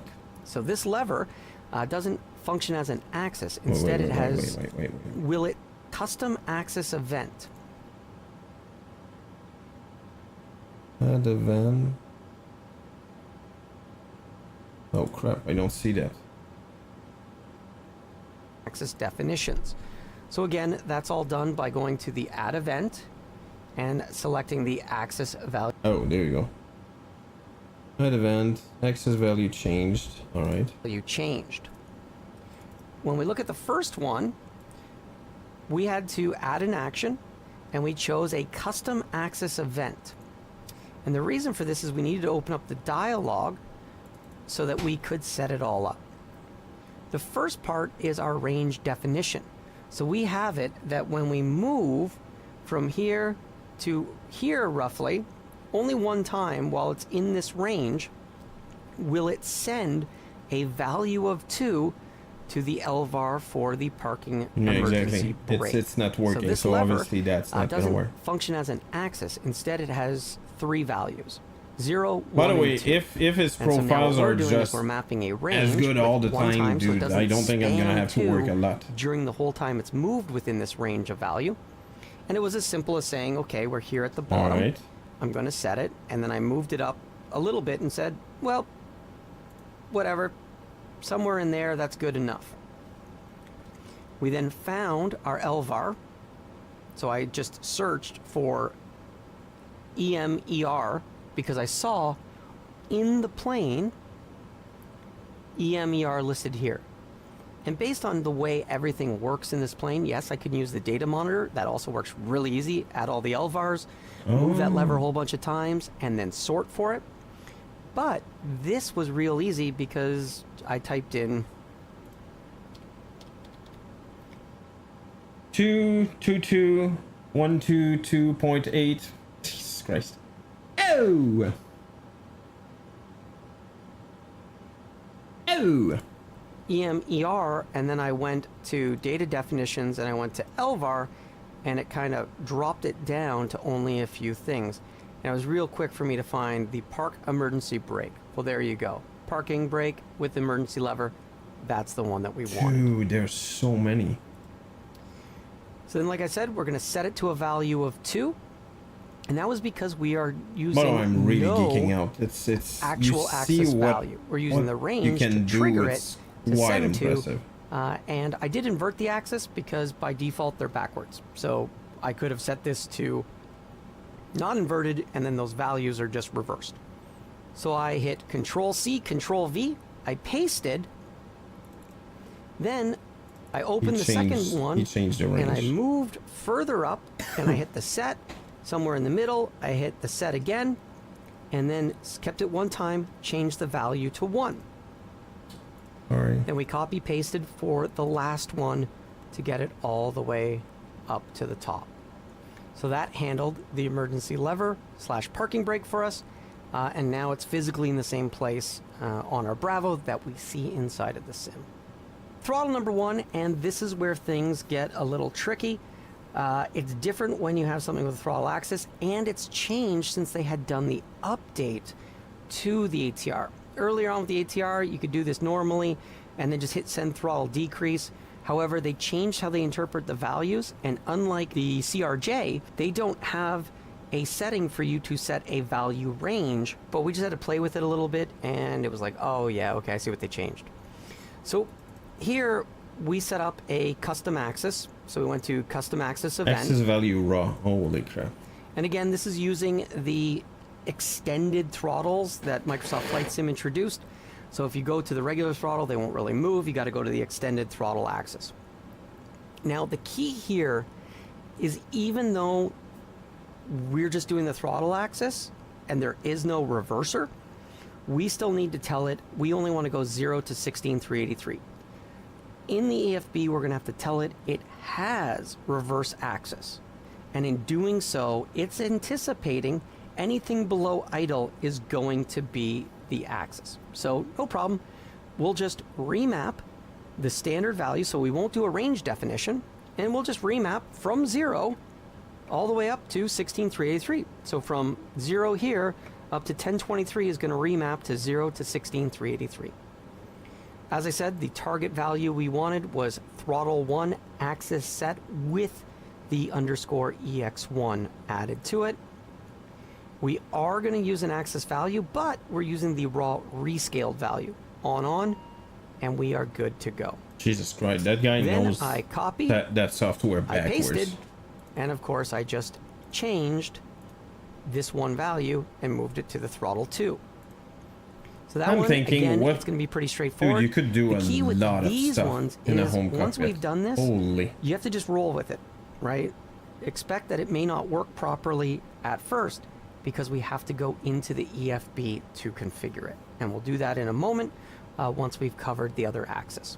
We're choosing to set ourselves a custom axis that's going to drive a LVAR that's expecting like a 0 and a 1 or a 0, 1, 2, 3.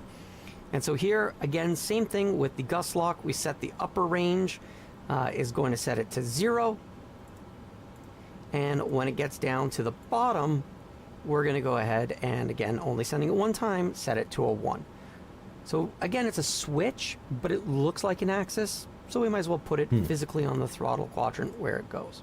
And with our condition levers, we did the exact same thing again, like we did with the parking brake, and we created 3 positions. So at the top, going from 14,781 Embrace the fail and move forward. I think that's a great advice in general in life. Value of 1. You know what? I've heard a phrase that I always, well, I didn't always think like that, but I believe it. Like today is just the best thing. Doing nothing is way worse than doing something and failing. And quite frankly, when I was much younger, I didn't think so. I thought it was not true. Like, you better think your stuff up and make sure that you know and stuff like that. Yeah, the problem is, dude, you cannot figure out anything, like everything. Just do something, fail, start over.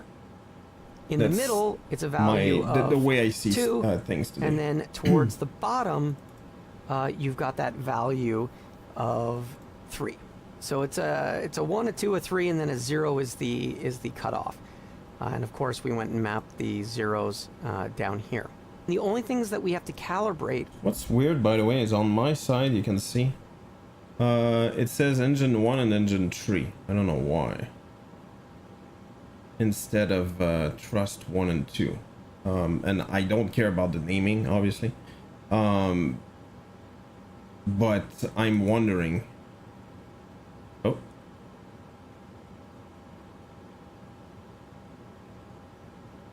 Yeah, I'm wondering about why the naming is different and wrong as well.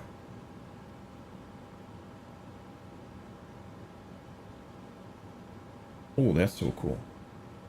Oh, he didn't do anything apparently. Huh.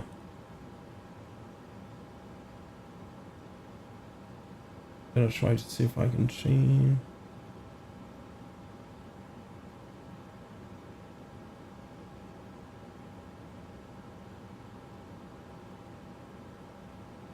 Wait, what?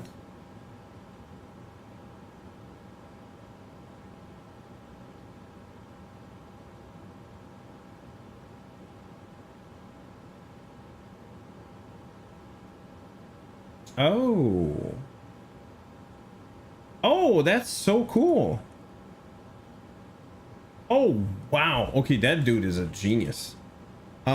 So what he did, I think it's pretty cool. See, there's a button for heading. If you click on it, it will align your heading, your current heading. So what he did was bind the button heading that if you press it just once, quick, it's like clicking the heading button right there. But if you hold it, it will activate and realign center. Or maybe not even activate. Hold on. No, by the way, it's not only making that happen, it's just the ideas behind it, I think, are very cool. Wait, what? Select, so it won't activate it, I guess. So yeah, I don't think it will. All right, AP heading light on. Okay, what is that? Turn autopilot heading light LED off. I'm really not understanding that, but I'm not gonna try to right now. Turn autopilot heading LED on. Slow flash 2 seconds. That's so freaking cool. I'm not sure I understand what triggers that, but right away I think it's cool. That's fine. Approach. On, off, sure. I've never freaking used that ever. Oh, how cool is that? He uses the rev as VNav. Again, very smart. Is that SG, if you're still here, is that how you set up your stuff as well? Whoops. To use the rev as a VNav?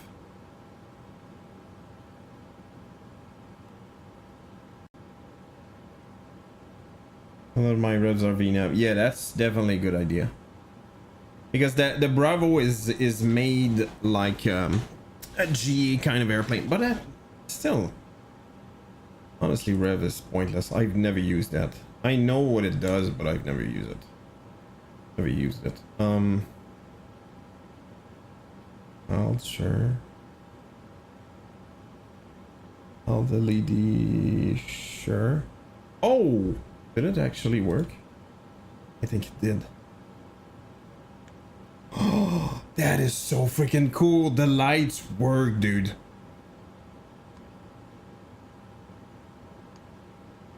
Okay, I'm very freaking impressed.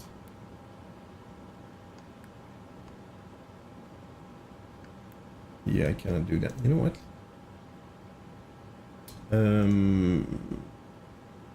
Do I want to do that? I guess not. No, anyway, there's a bunch of things that don't work. Yeah, I need to make that freaking thing work. Anyway. Why some work and some don't? That's a good question, isn't it?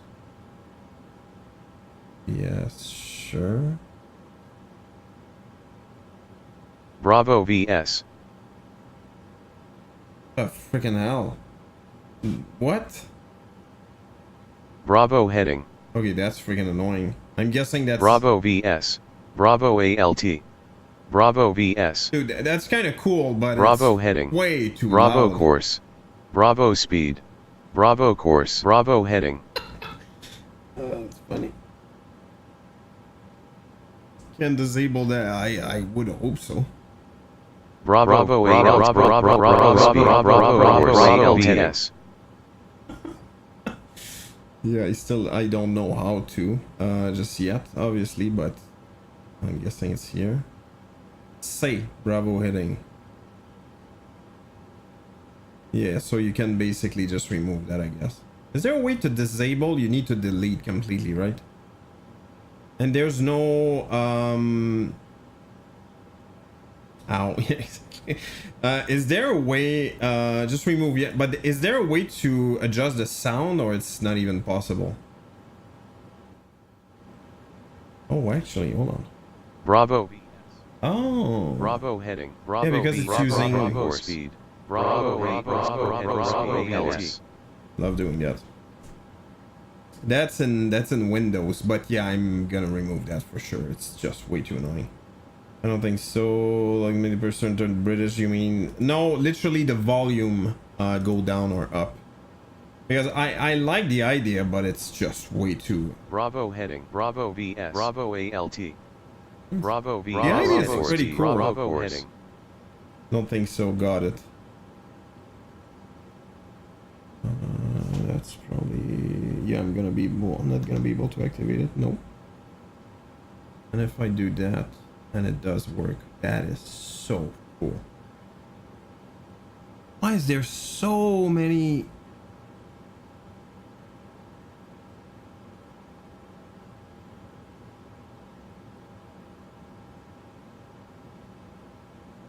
Why is there so many? Oh, it probably depends on that, Bravo right? course.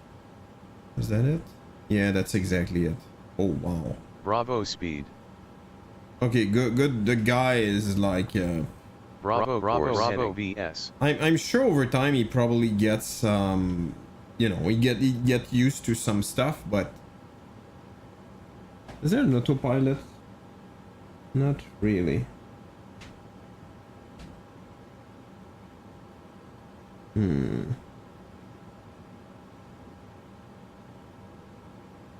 You're up, gear down, very basic. Alright, well I went through that. What is that again? Idle gate. Not sure why you would do that. Yeah, and it's not working, obviously. Well, it's freaking exciting, definitely. Are going to be throttle 1 and throttle 2. So here in the EFB, you want to head over to the options page, and you want to click on the triangle, and you want to go into the throttle setup.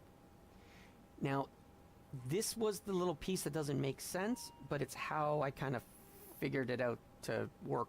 The only things that we have to calibrate are going to be throttle 1 and throttle 2. So here in the EFB, you want to head over to the options page. Something happened. And you want to click on the triangle, and you want to go into That'll the be throttle setup. Bravo! Oh, I see what you did there. This was the little piece I that see what you doesn't did make there. sense, but it's how Don't think I kind of didn't notice. figured it out to work the way I like it.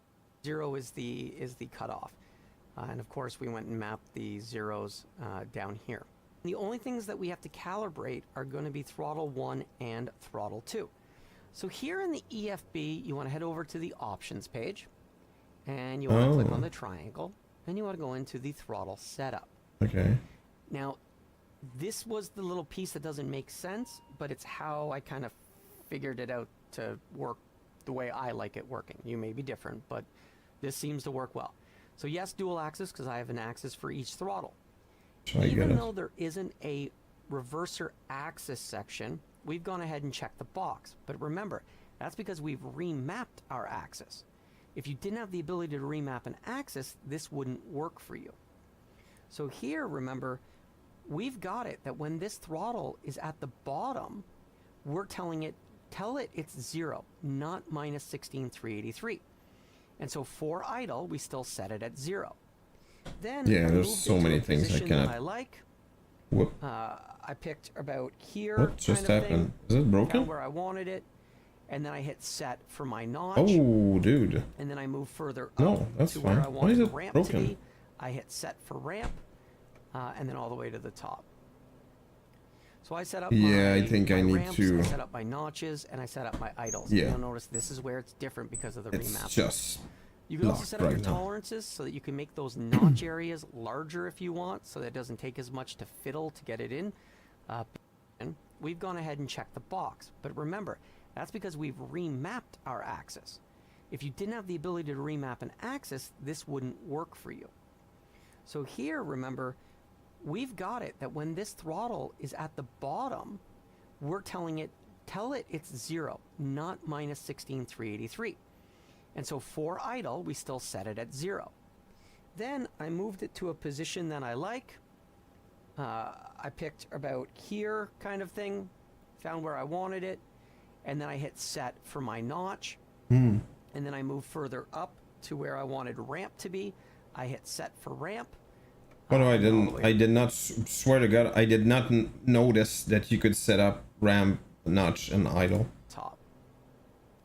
So I set up my ramps, I set up my notches, and I set up my idles. And Yeah, you'll they're notice not the this is where same. it's Why? different because of the remapping.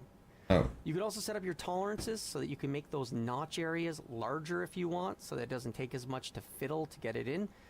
Because on the PFD I've got it so that it'll show me that it's in the notch. Jerry, or no it's in the worries, ramp. Custard. I'm about to leave anyway. I'm gonna finish that, but I'm leaving after that. So I set those up as 250, 500, and 150. I hit the validate, said everything was good. Now here's the key. You can't look at anything until you've done all this. So you're looking at the values here, right, in the EFB, and physically looking down here, if you look at my hand, on the throttle of this is roughly where I want to be. Then you're clicking on the set. At this point, you can't be looking at the throttle because the actual throttles could be doing all kinds of stuff. And it's completely wrong. Because until you exit and click OK, it doesn't actually take effect. So now that we've done that, it has taken effect.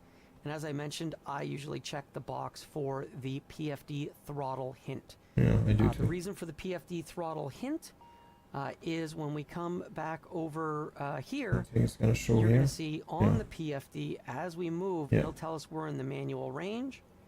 And then when we get to the notches, it'll say notch, notch, manual mode, ramp, ramp, manual, right? So we can see that here on the PFD. So now we're done with the throttle quadrant portion. Let's go to the autopilot and switches.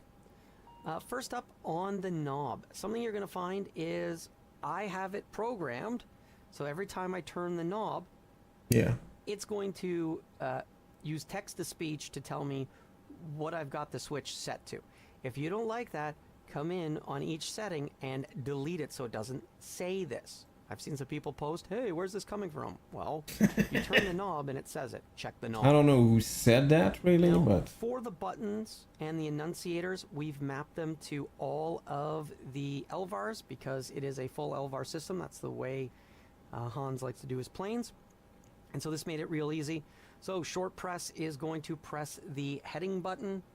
A long press is going to sync the heading. So yeah, I like it's to just a sync the sync. heading bug. And then I've got it set up so it will be on when it's in heading select mode. It'll be off when neither heading or heading select is enabled. And when it's in heading hold mode, it's actually going to slow flash. So the ATR does have kind of two separate heading modes. And this is just a way for us to show both with indicators. And as you can see, it's flashing now because it's in heading hold, which you get when you enable toga mode. And That's if we pretty cool. click it for the It's short insane press, what you can do with that. toggle the mode, it goes into heading select mode, and that LED is going to be lit up. Press it, it goes now into heading hold mode, and we are going to get the slow flash every 2 seconds that I configured for it. Hit it again, solid.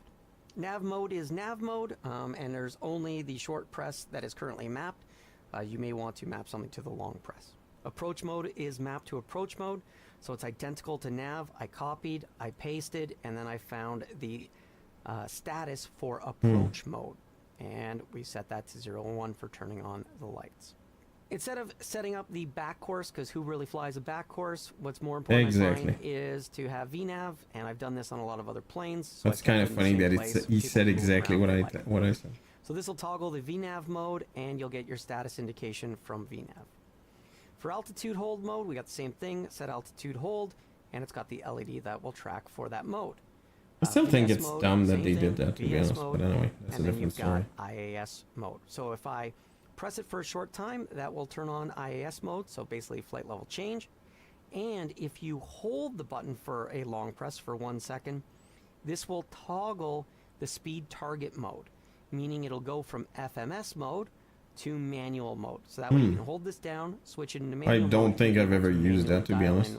Maybe with ATC would have to use that, as but opposed to letting the MCP fly it. Coming over to the encoder for the clockwise turns and counterclockwise turns, we have to set up a condition. That condition is based on the switch.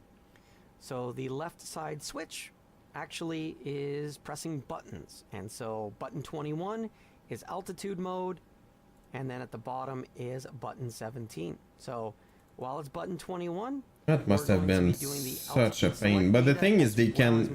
I don't know how you copy stuff from one profile to the other. But I'm guessing that's what he did. I really doubt he had to redo everything. When we want to move them, we have to move basically what moves the animation, and we have to move the actual data itself. So we've set up for the pitch wheels, the headings, the course data, and then, yes, for IAS speed, well, at the bottom, we would be controlling the target delta. On the autopilot button, so for a short press, it'll turn on the autopilot, and for a long fairly press, easily. it'll Well, turn let's go. on That's the yaw down. I'm guessing what he did. And we're tracking the autopilot for the LED. On your gear lever, you've got your gear up and gear He's gonna down. explain that And first of course, switch we've here. got Oh, the that's true. LED I didn't lights notice. for the gear position. But yeah, the And then gear only lights switch that I work. mapped, which you saw earlier. That's a is good this point. one I right don't think here, they were and working that's for before. setting whether or not the idle gate is controlled. I've left all the other switches The unbound. idle Feel free gate. to Oh, something that's for those. it. I'm guessing. Oh, that's what he said. Yeah, and it's not freaking working. Ugh. Yeah, And of course, on I'm your excited to flaps, make that you got your work now. Flaps up, flaps down, and if you hold it for a long, it will send it all the way up or send it. I all still the don't way understand down. that stupid bug, by the way. How And the then finally, freaking we've hell? got the enunciator, so I've gone through and I have And it says mapped up all the outdated. enunciators. It's not Master saying warning is not tied installed. to It's master saying warning. outdated. Master caution, as you can see, is tied to the current master caution. Listen to me. Engine fire is tied to the engine fire handles because those lights turn on. So I found anything with LT is a light. So those are the really easy way to hook up Anything that's going to blink and flash, love that the ATR has all of those things with their own LVAR. Also makes the fact that I don't have to actually set this to flash because it's toggling that LVAR 1 0 1 0, so it's doing the flash for me. We've gone and set up the vacuum. There isn't really a vacuum on a turboprop, so I left that. I don't even know what that is. Feel free to remap it if you want. We got our oil pressure. We got our hydraulic pressure, so we went ahead. We got all the M-Star pressure hydraulics, so we mapped those. If exactly it's an or we got our obviously if any we got our anti-ice. Any hydraulic system fails, I it's didn't say gonna. anything up for the anti-ice. You can feel free to go and map that. I just never got around to it, and I just noticed it now. Oops. Parking brake, set that up. Starter engaged. For fun.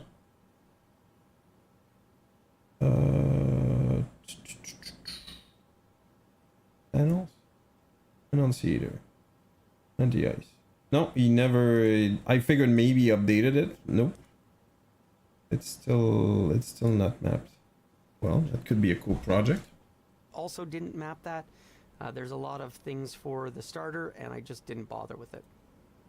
Map the volts.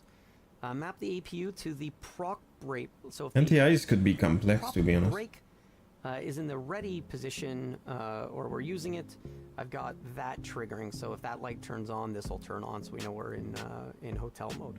And then finally, I got all the doors set up, so any of the lights in the cockpit that will go off if a door is open, really? Also set this okay, I kind of want to check it out. Well. I'm guessing it's not gonna work anyway, but let's do that. Oh, it does work. It's almost too subtle, to be honest. Like you see, it's right there. There's no way I'm. But here's the thing. For those who were like me and never used it before, the lights were lighting up randomly. I don't know why. Some worked sometime, but it depended on the airplane and stuff like that. So I just stopped caring at all. But it's pretty cool to see that work properly. It's really freaking cool, actually. I don't want to start it just to see what's gonna happen, but why is it not moving? Oh, maybe I need to. Oh, maybe that's it. Okay, hold on. Let's check it out.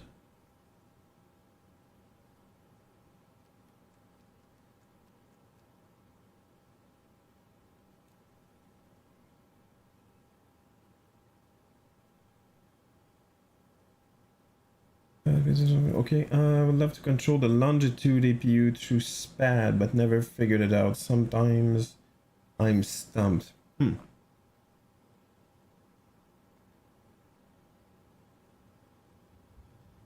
that's not gonna work. No.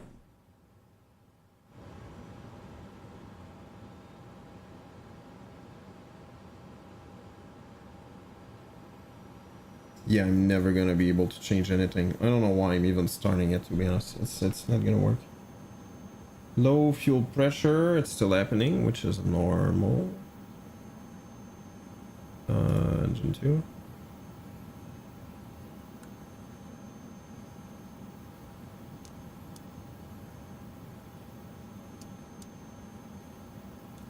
Oh, that was oh wow, that's so cool.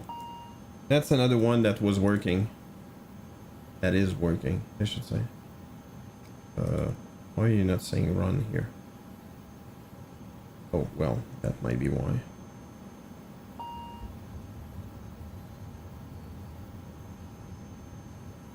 Yeah, there you go.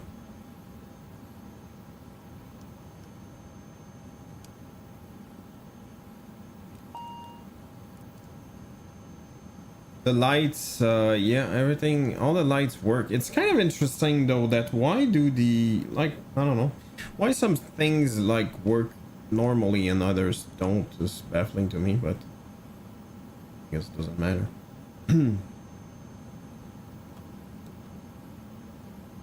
It's still, oh, that's probably why. I don't need that anymore. Then that would come here, which is not working, obviously, so I can do that. Does that work? That's stuck there. I'm not sure. why it's doing that. Maybe it's that option that I changed. No, I'm not able to move that for some reason. Well, that's kind of a big problem, by the way. I need to figure out that Elvar problem first.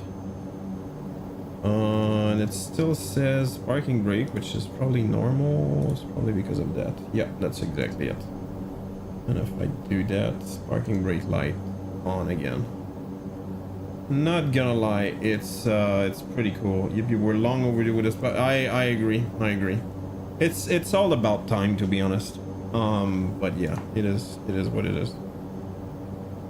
Yeah, I'm not sure I get what's going on here, but okay.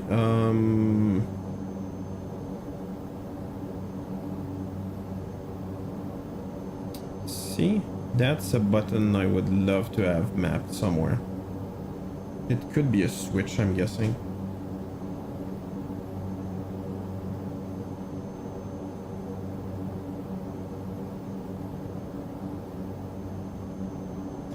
See, borrow, minimums.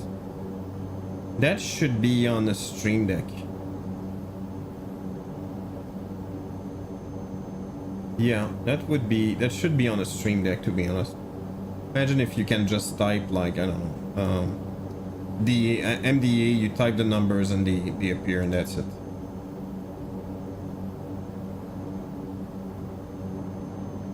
Kind of would love to see that, but unfortunately I'm not gonna be able to do that.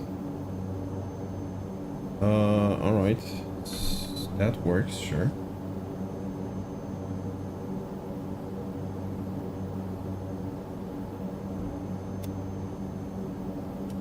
Oh, is that it? No, that's not it. I don't get it, dude. That is not working. Maybe it's, I don't know, I have no idea. That should just move there. I'm sure it's the profile itself, but yeah. I'm gonna shut that down and just check. Is it broken still? Yes, it is. Hold on.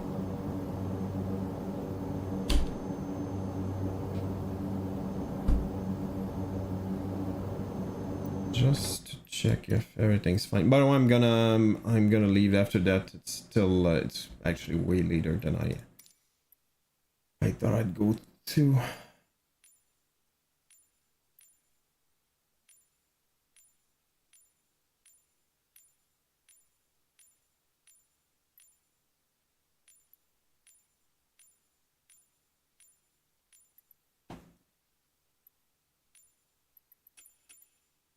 Crap.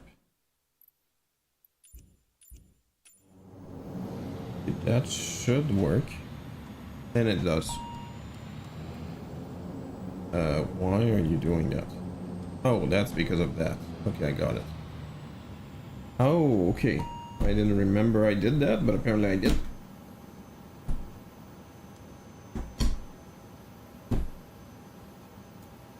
And that's probably that. Yes, it is.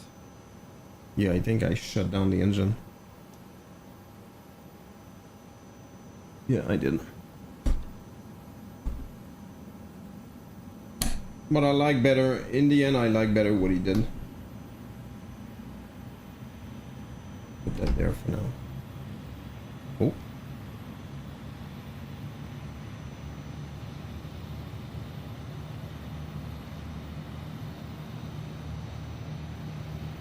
Apparently I'm good. I'm not sure I get it, but...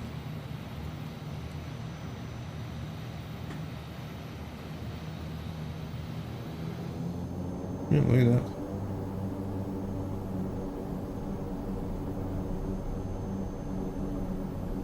Yeah, it's gonna be a lot at the beginning, but I think it's definitely gonna be worth it. Well, you know what? Here's the thing. Right now is basic stuff I really like. I'm not gonna lie. I would just like to change a couple of things and maybe add some stuff. But right now, I'm honestly the basic profile is probably better than my default one in MSFS. So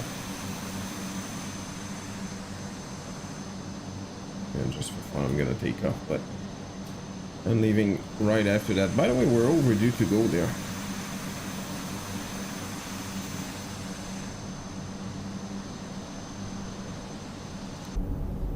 Is that Guadeloupe? No, it's Princess Juliana in Saint Martin. The one with the beach. Let's go. Close enough, yeah, indeed.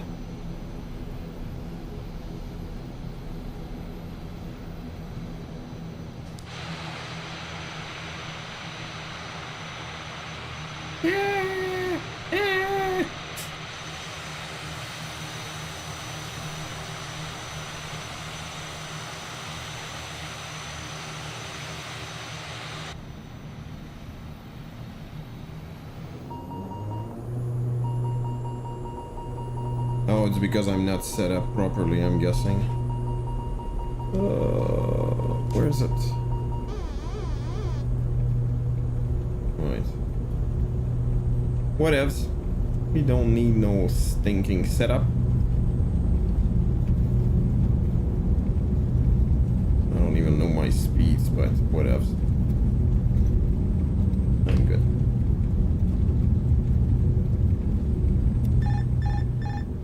Uh-oh.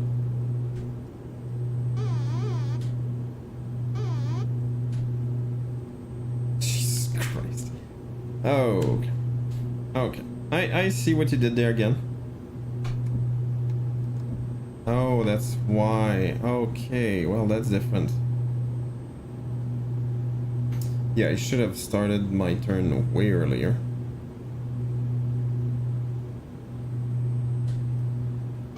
Oh, gears up. Yeah, that's true. I wanted to see the light, but obviously I'm not gonna be able to see it.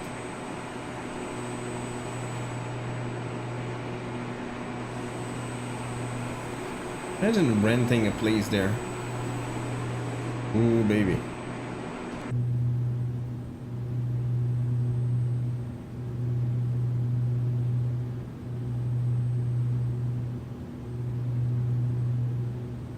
There you go. Yacht Emperor. Let's go. Heading and VNAV. No. Oops. Yeah, there you go. It doesn't work. Oh. Oh, it did work. Okay. Oh, it does work.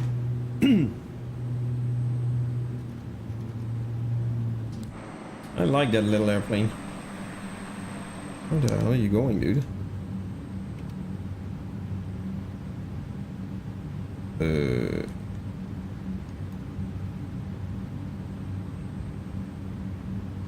Well, you know what? Here's the thing, people. If you don't press autopilot on, the airplane does not follow your directions. I'm just saying. Sure, a lot of people didn't know that. Now you know. Yeah, I forgot to set that up as well. Mind blown. I know.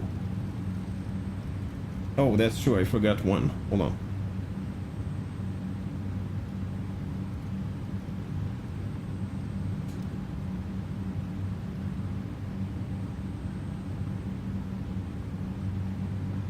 Yeah, it's super weird to see that.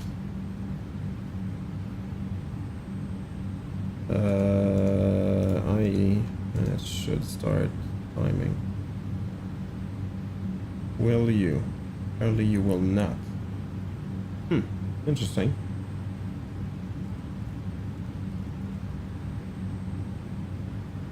Yeah, I think the airplane did not like the fact that I didn't enter anything here. Yeah, see, I'm on IE. That should not change, but whatever. Maybe VS. VS should work. Yes, it does. 20! Yeah, the 2-0, people! I'm gonna head up early morning tomorrow. Have a good one, and see you next stream, friendo. Absolutely. Thank you so much for stopping by, and I'm definitely gonna set the stream deck soon enough on all my cool new airplanes. Yeah, tomorrow, by the way, we're continuing the exact same thing. I don't know why I'm doing that, to be honest. I'm just trying to have some fun, but I don't even know what I'm doing.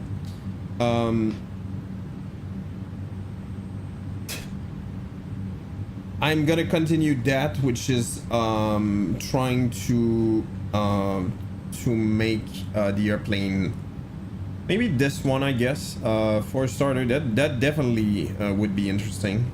Honestly, there's not much I need to do when I think about it. I just need to make that stupid thing work, like the VAR stuff. That's Saint Bart over there. And once that work, I think I'm gonna be able to do that. And honestly, I'm gonna go crazy on importing profiles and stuff. Yeah, that's the plan. All right, guys. I think I'm gonna end that right there. I don't think there's any point of rating, unless you have a very good suggestion. My keyboard keeps changing and it's annoying as hell. Upside down flying. Wait, what? What? No, it's fine. See? Air Carib. Uh-oh. Well, I was saying it's fine. Apparently it's not. Let's do that. And thank you for the company. And right back at you, friendo. Thank you for the company. Yeah, okay. I'm gonna end it there. Thank you so much, guys. Very much appreciated. Very different kind of stream. But I like learning new stuff, so here it is. On this, have a great end of your day. I'm gonna see you hopefully tomorrow on this chill Friday. I'm gonna try to make that stupid Elvar thing work, Elvar bridge work. And who knows if it's working fine fast. We might do a flight somewhere. Don't know where. All right, have a good one. Bye bye.